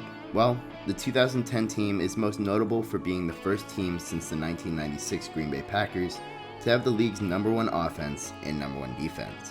So you'd think that they'd get a playoff spot and possibly make a Super Bowl and become an all-time team, right? Well, the Chargers would end the 2010 season with a record of 9-7. Good enough for second in the AFC West, but not good enough for the playoffs. The 2010 Chargers special teams is the main culprit for this demise. The unit would help cause the Chargers to lose 5 of their first 7 games, each of which ended by 1 possession margin. The unit was the worst in the league, and 5th worst overall from 1983 until this season.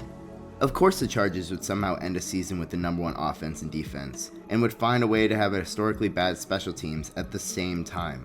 The Chargers experience. The Chargers win 7 of their last 9 remaining games, but it would not be good enough, just missing out on the playoffs and AFC West by 1 game. Rivers would have a great season. He would throw for 4,710 yards, 30 touchdowns, 13 interceptions on a 66 completion percentage, also appearing in his 3rd Pro Bowl.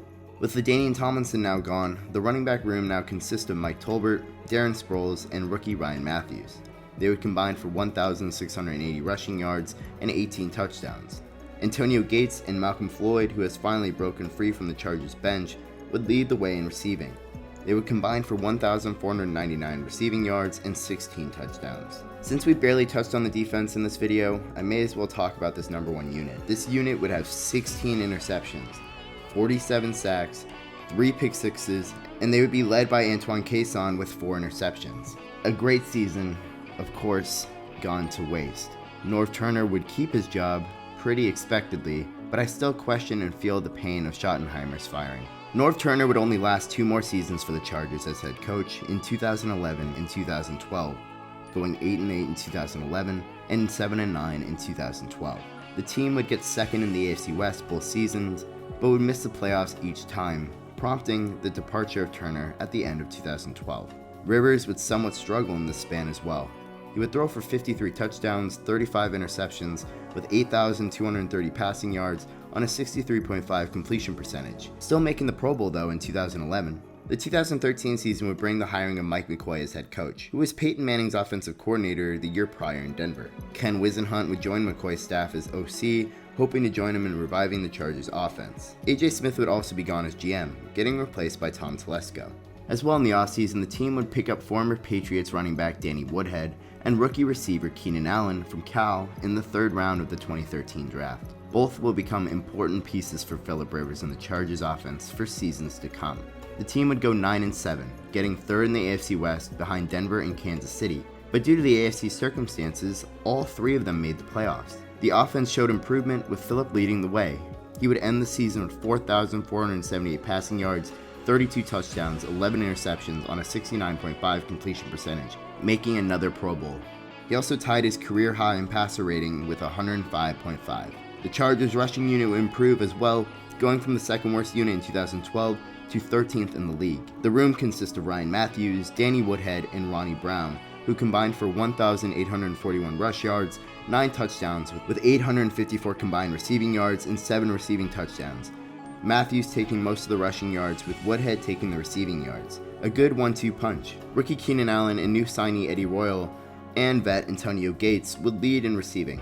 The 3 of them combined for 2,549 receiving yards and 20 touchdowns. Now, the 2013 season isn't the first season I watched in full as a committed fan. We'll touch on that shortly. But it's the first season where my interest in the team and the sport overall began to develop. This would begin to happen when the Chargers would go visit the Broncos in Denver in Week 15, a game my parents were at. My sister and I stayed home, but watched as the Chargers would upset the historic 2013 Broncos offense 27-20, giving Denver their last regular season loss, and as we'll talk about in a minute, their last loss until their appearance in Super Bowl 48 against Seattle.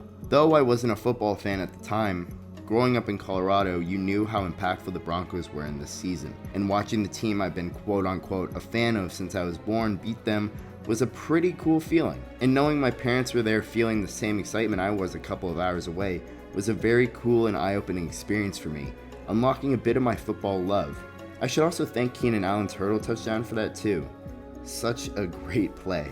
Anyways, the Chargers would win out after their win versus the Broncos, ending 9-7, meeting the Andy Dalton-led Cincinnati Bengals in the wildcard round. The Chargers would upset the Bengals in Cincinnati, handling them 27-10. Rivers didn't need to do much, throwing 128 yards, a touchdown, and 0 interceptions on a 118.7 quarterback rating, with the rush game being handled by all 3 running backs combining for 183 rushing yards and 2 touchdowns. The defense would also have a solid day, intercepting Dalton twice and sacking him 4 times. The Chargers' fun in the playoffs would be short-lived though, facing the aforementioned high-powered Denver Broncos, again in Denver. This time, the Broncos would not lose to the Chargers in Denver, beating them 24-17 to play the New England Patriots in the AFC Championship. The score shows a lot closer of a game than it actually was. Denver was leading by 17-0 for 3 quarters. Lucky for us, we would score 17 in the fourth just to allow Denver to score another, getting them just out of reach. Rivers would have a solid day. He went 18 of 24 for 217 yards and 2 touchdowns on 115.8 rating, outperforming Manning's 93.5 rating. But again, a lot of this happened just in the fourth. Man, I wish we could have played an efficient game all day, just not garbage time. Thanks, Chargers. There was hope at the end of the season. The team was looking better on offense and defense, seeming to be trending upward. Hope was starting to develop, but that's as much as it would get to. Hope.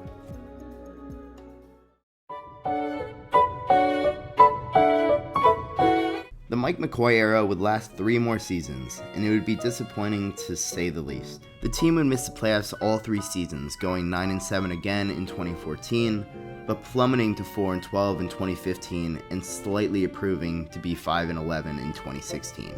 McCoy would get fired at the end of the 2016 season. Phillip Rivers would stay consistent, but that has sort of become the expectation. Rivers would total 13,464 passing yards, 93 touchdowns, 52 interceptions on a 64.4 completion percentage in that 3-year span. Everything else around Rivers seemed to be inconsistent, and admittedly, Rivers was occasionally a part of the problem as well. Injuries also didn't help. I want to mention that we're finally at the point where I begin to truly watch football. You know, sitting in front of the TV every Sunday, binging Red Zone when the Chargers aren't on, having fantasy teams, binging highlights, actually playing. Football had become a major part of my life at this point, and being born into a Chargers family, I began to watch every one of their games beginning in that 2015 season. Though the season was rough, and I had to watch Denver and all my friends celebrate the Super Bowl 50 win right out the gate, I was hooked, and I loved the team. But just as my love for them started to truly blossom, rumors started to swirl that the team was thinking of relocating. My family and I were devastated, and I was hopeful that the 2016 season, thinking by some miracle that we could win the Super Bowl, or at least make a good run at it, we could potentially stay. San Diego is a very important part of my family's life, and it was very hard to hear that the one team we cheer for there was going to potentially leave. But as I previously noted, the team went 4-12 in what would tragically be the last season of the San Diego Chargers. This was a tough season, having one of our worst losses in franchise history, losing to the 0-15 Browns. But I'll also never forget how cool our color rush jerseys were that season as well. Those games would become a distant memory though. On January 12, 2017, Dean Spanos announced in a letter to the city of San Diego that the team would be moving to Los Angeles, joining the Rams, who had just moved from St. Louis starting in the 2017 season. My family and I were devastated, crying in our living room when the news broke. Not only were we destroyed, but all the other Chargers fans who committed a good chunk of their lives supporting the team that played in their city just to bail on them and move 2 hours north. They would arrive at the Chargers facility, making piles of jerseys, setting them aflame, renouncing their fandom, and honestly, I don't really blame them. My family and I were not a part of that group, still cheering for the team, mainly due to the uncertainty of who to root for otherwise, and at that time, it was hard to feel excited for them, and especially the rebrand. Stupid logo, by the way. Before we hop into the 2017 season, and their first season back in LA, they made some notable moves in their last 3 seasons in San Diego. They would draft Pro Bowler cornerback Jason Verrett from TCU in the first round of the 2014 draft. Unfortunately, his career would cut short. And in the 2015 draft, they would select 2 more future Pro Bowlers in the first 2 rounds, being running back Melvin Gordon from Wisconsin and linebacker Denzel Perryman from Miami. Melvin Gordon would struggle his rookie year for the Chargers, replacing the consistent but too injured Ryan Matthews. Gordon would not score a single touchdown his rookie year, and in turn, the Chargers would struggle with consistency, not just on offense. The season sputtered out, landing them the number 3 pick in the 2016 draft, their last as the San Diego Chargers. With that selection, they would take future Pro Bowler and the Chargers' eventual second all-time sack leader, defensive end Joey Bosa from The Ohio State University. Though Joey made an immediate impact on the Chargers' defense when he played, the team, as I previously stated, went 5-11 in their final season in San Diego. The team would practically up and leave for LA the second a lot of the other staff and McCoy were fired. The team immediately attempted to rebrand to engage people, and well, it did engage people, but not for the right reasons. I mean, come on. As I said earlier, it sucks. It's literally the Dodgers logo with a lightning bolt on the A. Like, what were they seriously thinking? And I wasn't the only one upset by the rebrand.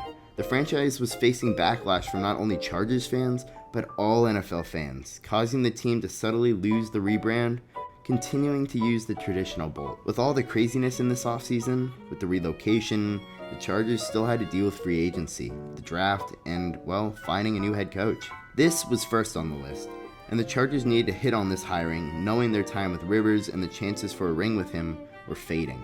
The Chargers would land on Anthony Lynn.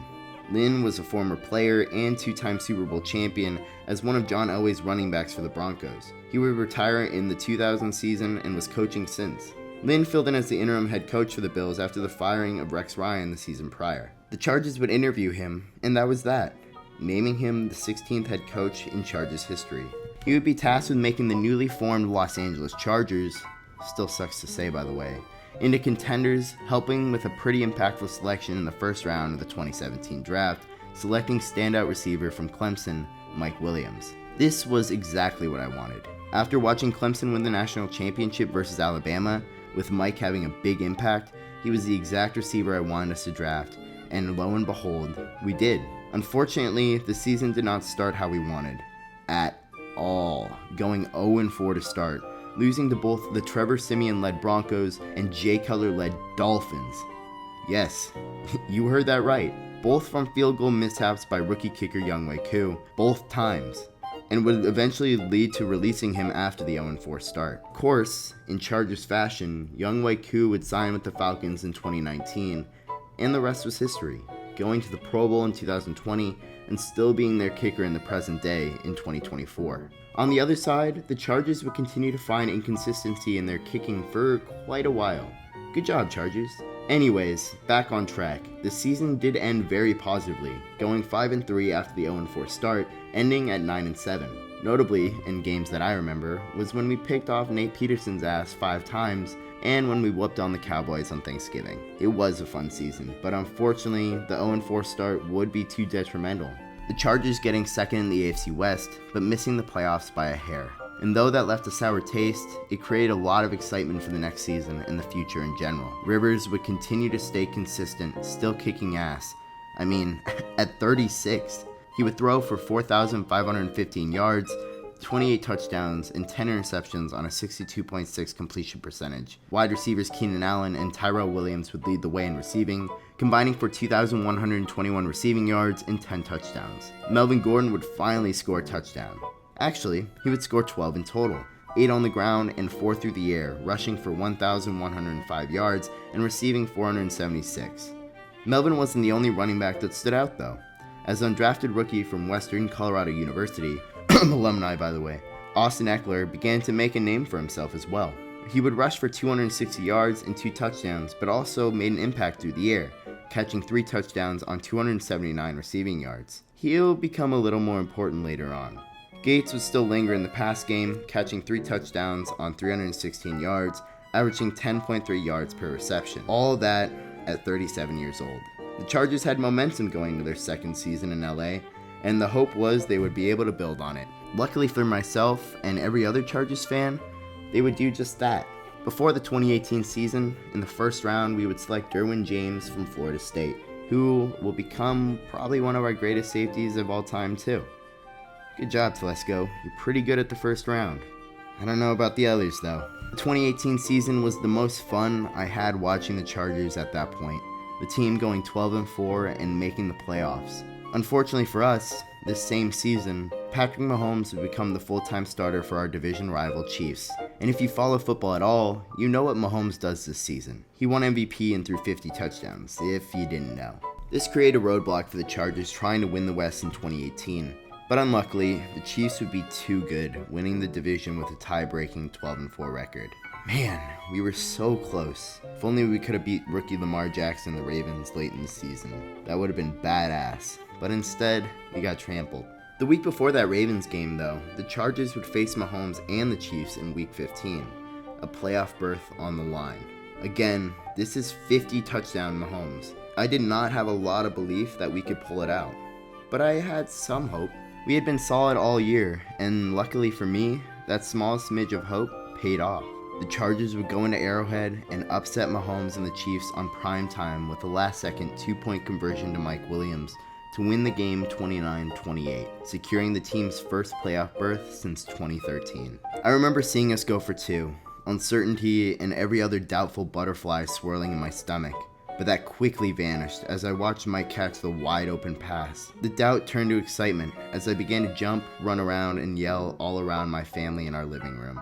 As previously mentioned, the Chargers barely lost the AFC West, but it was still a loss, unfortunately pinning them against the Ravens in the wildcard round in Baltimore, a team that I had just previously mentioned who kicked our ass earlier in the year.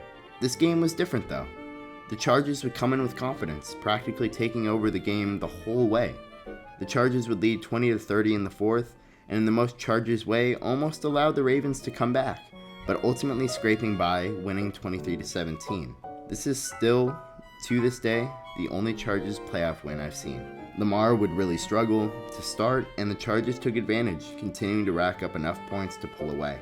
Rivers was not great, but he didn't need to do much, passing for 160 yards with 0 touchdowns and 1 pick. Looking back, it's kinda cool to see Phillip Rivers beating Mahomes and Lamar in one season, knowing who they would become in the present day. Nice. Good job, Felipe Rios.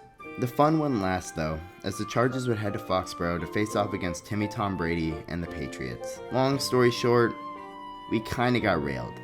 Okay, maybe I wouldn't go that far, but ironically, it was a very similar game to the week prior, only this time we were the Ravens. The Chargers would give me a glimpse of hope after a touchdown pass to Keenan Allen the first, immediately responding to the score by the Patriots, just to stop responding after that. The Patriots would lead at half by a whopping score of 35-7, and would even score a field goal to start the third before the Chargers responded again. Similarly to the Ravens, the Chargers attempted a comeback, also falling short, the score ending 28-41. Good thing the Patriots are not the Chargers, because there was never a worry that they could blow it.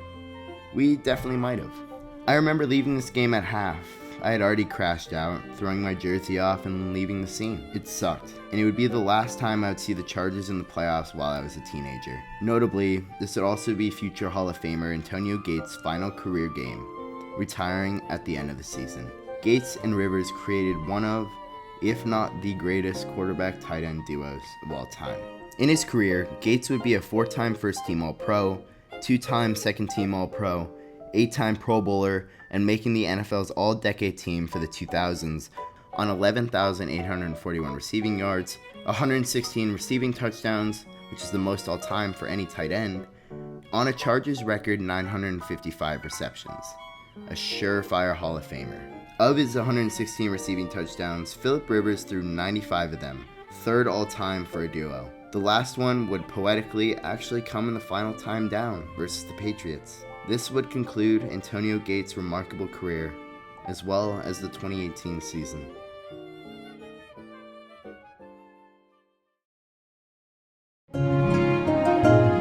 The hope was there coming off a great season and a playoff win for 2019, and the thought was a potential Super Bowl run, at least amongst Chargers fans. Unfortunately, the dream of a Super Bowl would quickly vanish, the team going a measly 5-11. I honestly only remember the wins versus the Colts in Week 1 and the blowout win versus the Packers in Week 9. Otherwise, I barely remember any of these other games. I must be trauma blocking, as it looks like 9 of our 11 losses were one possession. Only the Chargers.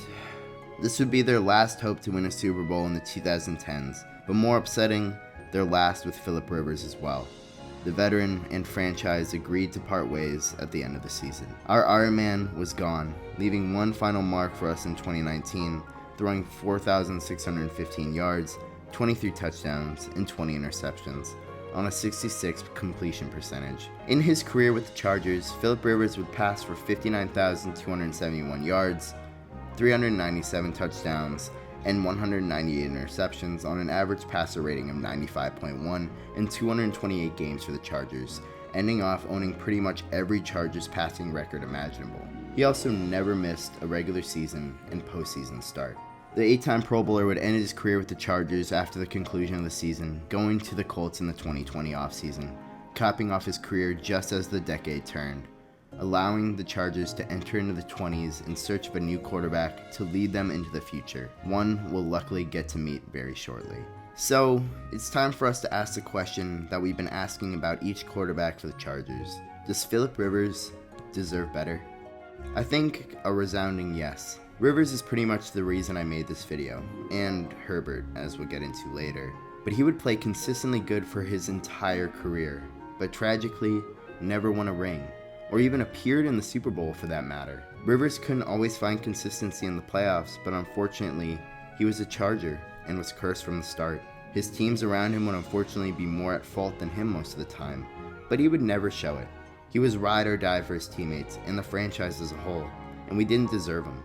As I say, his career may have been totally different on a different team, or he may have never become the player he is today without us. It's all a matter of what if. He would leave us on his own terms, agreeing with the franchise to depart in 2020, which at the time seemed hard to believe.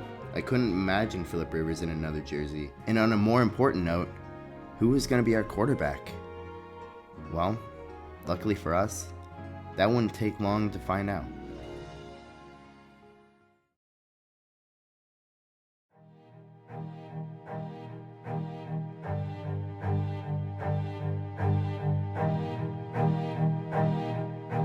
The 2020s, if it wasn't common knowledge already, is not over for another 5 years at the time of this video. So the quarterback we'll be talking about in a moment still has a lot of playing time left. The Chargers would enter into the 2020 NFL Draft with the 6th pick. Most analysts thinking the Chargers would draft a quarterback, being it would be their first in 15 years without Philip Rivers. At this point in time, there was a lot of uncertainty, and with the pandemic just beginning as well, the 2020 draft class had a lot to endure coming out of the gate. Luckily for us though, there seemed to be a potential franchise quarterback available for us at 6, whether it was Alabama's Tua Tagovailoa or Oregon's Justin Herbert. Joe Burrow was there too, I guess, but it was inevitable he was going to be picked first by the Bengals after a Heisman and national championship year. Our quarterback selection though would be dependent on the Dolphins. At the time, I wanted us to select Tua, and if we couldn't get him, which really worried me, I admittedly wanted us to take Isaiah Simmons, a linebacker from Clemson, over Justin Herbert. As crazy as that sounds now, I was buying into what a lot of people were saying about him as a prospect. He doesn't have a lot of vision, and he's not really a great playmaker. Tua, on paper, was better, but Herbert oozed with potential right out the gate, and I was oblivious. I guess hindsight is 2020. On draft night when Tua inevitably went to the Dolphins at 5 right before us, I now hope for Simmons.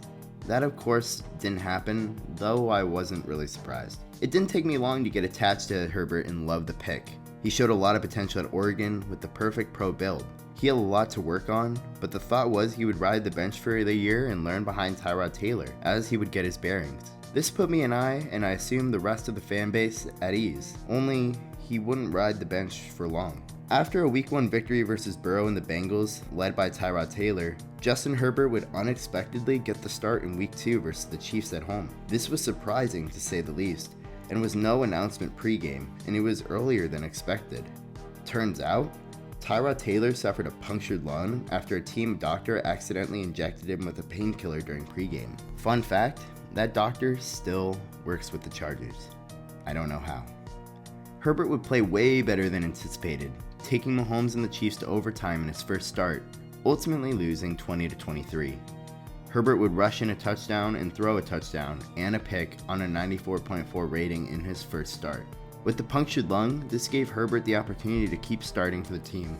Coach Lynn would continue to say Taylor was the starter until he would officially name Herbert the starter on October 8th after a strong and consistent start to the season. Herbert would continue that strong start, playing at a high level all year, looking like the Chargers' next franchise quarterback, pretty much right away. Herbert would have a historic rookie year. The Chargers, unfortunately though, would struggle overall, going 7-9 and missing the playoffs. In his entire rookie season, Herbert would pass for 4,336 yards, 31 passing touchdowns, which is still a rookie record by the way, 36 total touchdowns, still a rookie record, 10 interceptions on a 66.6 completion percentage with an average of 98.3 rating, winning the Offensive Rookie of the Year to go with it all. Herbert would immediately connect with receivers Keenan Allen and Mike Williams, who would combine for 1,748 receiving yards and 13 touchdowns. Austin Eckler would begin to show out as well, rushing for 530 yards, 1 touchdown with 403 yards receiving, and 2 receiving touchdowns. Due to the Chargers' struggles, Anthony Lynn was promptly fired at the end of the season, and a new era for the Chargers needed to blossom, especially now that we have a star quarterback on a rookie deal. The Chargers would land on Brandon Staley, the Los Angeles Rams defensive coordinator in 2020, who worked with All-Pro defensive end Aaron Donald, as well as All-Pro Khalil Mack previously as well. Staley also played quarterback at Dayton and was only 38 years old when he was hired. This made me hopeful that we had found our own Sean McVay and could develop our quarterback and defense in what they had the potential to be. That hope, though, was artificial, as I felt I needed to see it to believe it. The 2020 NFL Draft would be impactful for the Chargers, drafting franchise tackle in Rashawn Slater from Northwestern, and significant playmakers in cornerback Asante Samuel Jr. in the second round, and wide receiver from Tennessee Josh Palmer in the third. The 2021 season would start out strong for the team, going 4-1 to start the year. Only, this was a blue ball. The team would go 5-7 the rest of the way, ultimately ending 9-8 and missing the playoffs. This was especially painful, as we had a chance to make the playoffs in the final week of the regular season, a week where we played the Raiders. In this Week 18 matchup, both us and the Raiders were in position to make the playoffs, winner getting in, loser out, but if they tied, we would both go. In the week preceding, it was becoming a meme that they should just tie, so they could both go, no one realizing it nearly was the result. Stupid Staley. Both teams would take the game fully serious, going back and forth all game. Eventually though, the Raiders would have a 29-14 lead early in the fourth, things looking very bleak.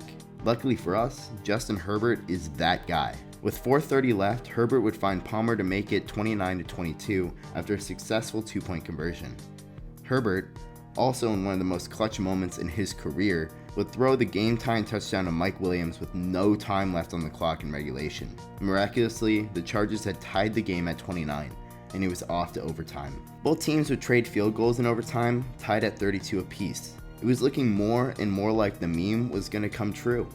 A tie, and a playoff berth for both teams. Even closing in on field goal range, it looked as if the Raiders were actually giving into a tie, so they could both make it to the playoffs, running the ball with very little time left. Only, the clock stopped ticking, thanks to a timeout by Staley, still thirsting for the win. The Raiders did not like this act, using the stop clock to move ahead in yardage, getting into better field goal range, allowing Carr to call his iconic timeout to let Daniel Carlson kick the 47-yard game winner, ending the Chargers season. Only the Chargers. This left a very sour taste in my mouth. I pretty much gave up on Staley after this game. I was so upset. His decision making all year was questionable, but after that, I was angry. I knew we weren't going to fire him just for that though, so I held out hope he would figure it out. Herbert was great in 2021. In arguably his best season to date, Herbert would pass for 5,014 yards, 38 touchdowns, 15 interceptions on a 65.9 completion percentage. He would earn his first Pro Bowl nod in the process. Keenan Allen and Mike Williams would again show out, proving to be Herbert's go-to weapons. They would combine for 2,284 receiving yards and 15 touchdowns. Austin Eckler would be the standout for the season though. He would rush for 911 yards and 12 touchdowns with 647 receiving yards and 8 receiving touchdowns, making his totals 1,558 total yards and 20 touchdowns, which was tied for first in the league. Again, that loss versus the Raiders left a very sour taste, but I love my team, so it's time to move past that tragic loss and look ahead. And it looked promising.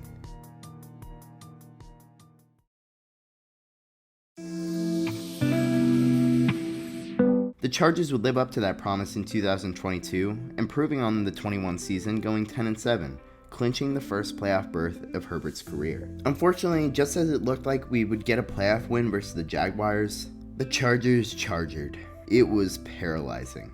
The Chargers were up 27-0 at one point in the half. Before the half ended though, the Jaguars easily scored, making it 27-7 at half.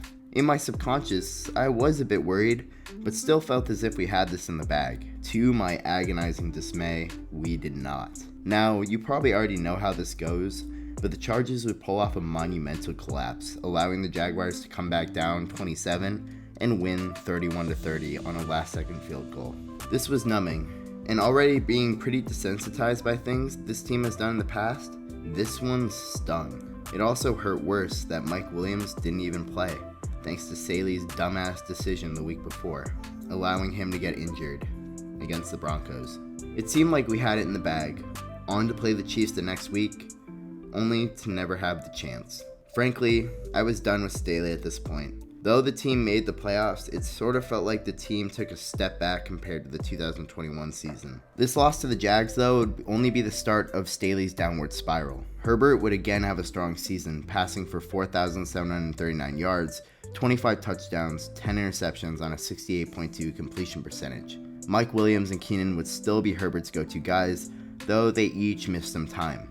They would go for a combined 1,647 yards and 8 touchdowns. Eckler would pick up some of the slack in their absence, rushing for 915 yards and 13 touchdowns, with 722 yards receiving, with 5 receiving touchdowns. Eckler's 18 total touchdowns would lead the league again for the second year in a row. The loss to the Jaguars was devastating, and to be honest, I was unsure if Staley would be able to right the ship. And boy, I was unfortunately right. The Band-Aid will be ripped off right out the gate. The Chargers sucked in 2023, to say the least. Before the season started, we would draft wide receiver Quinn Johnston from TCU in the first round. The team would end with an abysmal 5-12 record. Unfortunately for the Chargers, they were not aided by the injury bug, especially Herbert missing 4 games after a hand injury versus the Broncos. It's always the Broncos. This would cause Easton Stick to become the starter, and the offense led by him would sputter out, unable to find consistency. In one of those Easton Stick-led games, being their matchup versus the Raiders in Week 15, the Chargers would get destroyed, 63-21, allowing the Aiden O'Connell and Antonio Pierce Raiders to look like gods. This was the last straw, both Staley and Telesco getting fired the day after the loss. Outside linebacker coach Giff Smith going 0-3 after taking over as the interim. This season sucked, to say the least, and something needed to be done to start a trend upwards. Things needed to change. The Chargers needed to act fast, especially after just inking a new 5-year extension with Herbert. Luckily for us, it seems like we might have found the answer. At the conclusion of the 2023 college football playoff, former Chargers quarterback Jim Harbaugh would lead his alma mater Michigan Wolverines to their first national championship since the 1997 season. After this victory, a question lingered.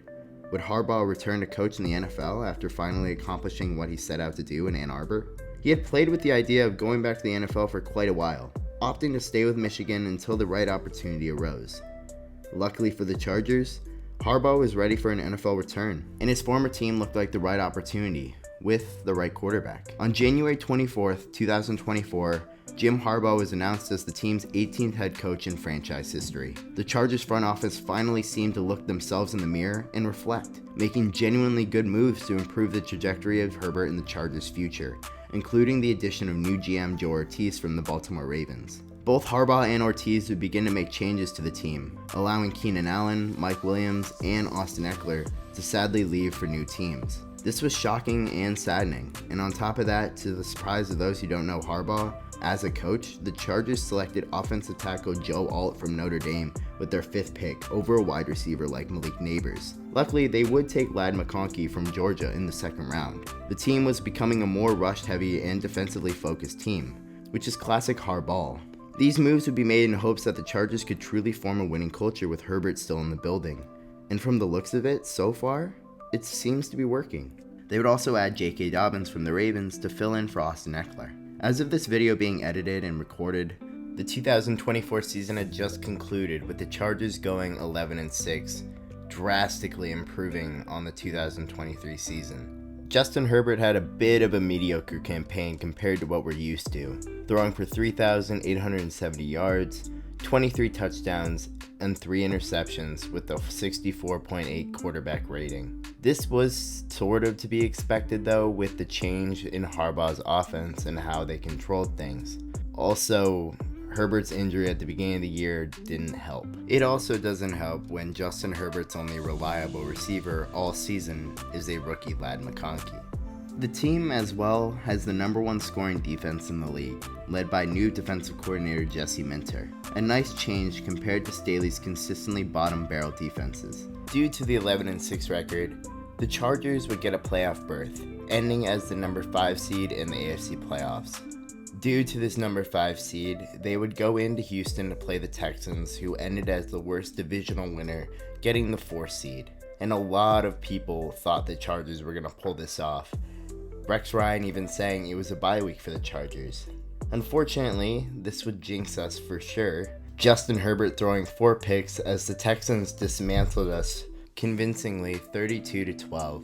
Justin Herbert having arguably the worst day of his career, throwing more interceptions than he did the entire regular season. But seems like the organization has really grasped a hold of Harbaugh and the culture/energy he brings, embodying it on and off the field, looking like a whole new franchise. The franchise finally looks to be going in the right direction. Since we've reached the present day, all we can do is wait and see how this all unfolds. In the meantime, it's time to ask the question of the decade, or half-decade to be more specific.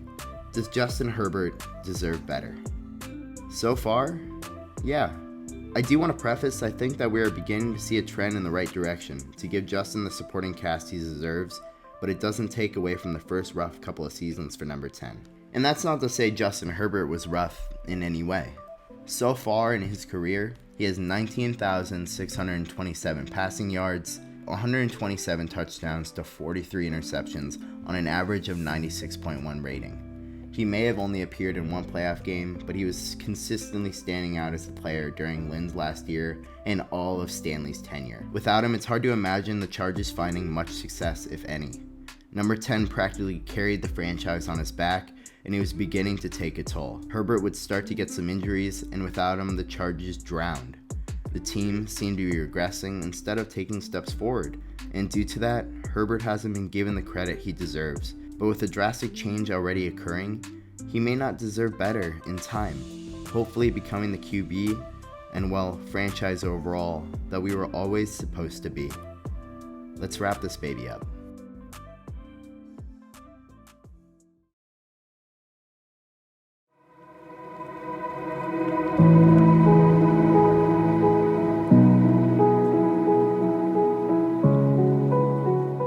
Phew, what a journey this has been. But here we are, at the end. At the start of this essay, I set out to prove a thesis, that the Chargers quarterbacks throughout the history of the franchise deserve better. Was I right? I think so. But after digging through decades of Chargers history, I find myself feeling uncertain. Patterns began to emerge, an almost haunting trend. It's as if the Chargers were cursed. No matter who lined up under center, the team always seemed destined to fall short when it mattered the most. Only the Chargers could fail to win a ring with quarterbacks like Dan Fouts, Drew Brees, Phillip Rivers, and now, so far, Justin Herbert. As a diehard Chargers fan who grew up surrounded by Broncos fans, the lack of a championship has always been a part of my identity. I became a full-time fan in 2015, and since then there's been a lot of pain, to be honest. There wasn't much hope to begin with, but over time, even that small spark started to fade. And yet, as a fan, you stay. You ride or die. The Chargers have hurt me worse than any heartbreak I've experienced, but they've also brought me incredible joy. That's the paradox of fandom, the journey. You don't wear your team's colors because they're always the best. You wear them because they're yours. Through seasons of change and phases of life, they become a part of your story. For me, the Chargers have become a part of my story, through thick and thin. And for the first time as a fan, I feel something I haven't really felt before, genuine hope. Our past quarterbacks may have fallen short of the ultimate goal, but they gave everything they had for the powder blue and gold, and that's all we could ask for. Their legacies are forever etched in the lore of this franchise. But one legacy is still being written. Justin Herbert, for the first time in his career, finally has a real support system. The Chargers have recognized they're in possession of a generational talent, and that the time to capitalize is now. Maybe one day, Justin Herbert will leave this conversation entirely. My hope is that he does what no other Chargers quarterback has done, win a Super Bowl. In the end, yes, Chargers quarterbacks do deserve better. But as I've said throughout this journey, they wouldn't have been who they are without us. The eternal what if of sports. Unfortunately, we live in reality. And in reality, The Chargers have had a tumultuous history, to say the least. But maybe, just maybe, the page is finally turned. The team is beginning to find itself, but only time will tell.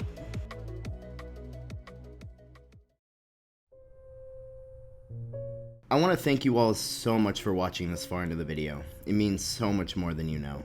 This video took a lot out of me, and any support, whether that's liking the video, subscribing to the channel, or even saying something funny in the comments would be greatly appreciated. If you also want to hear me talk football outside of a video essay format, go listen to my close friend Blake and I's podcast, the Eight Brothers Football Podcast, anywhere you get your podcast.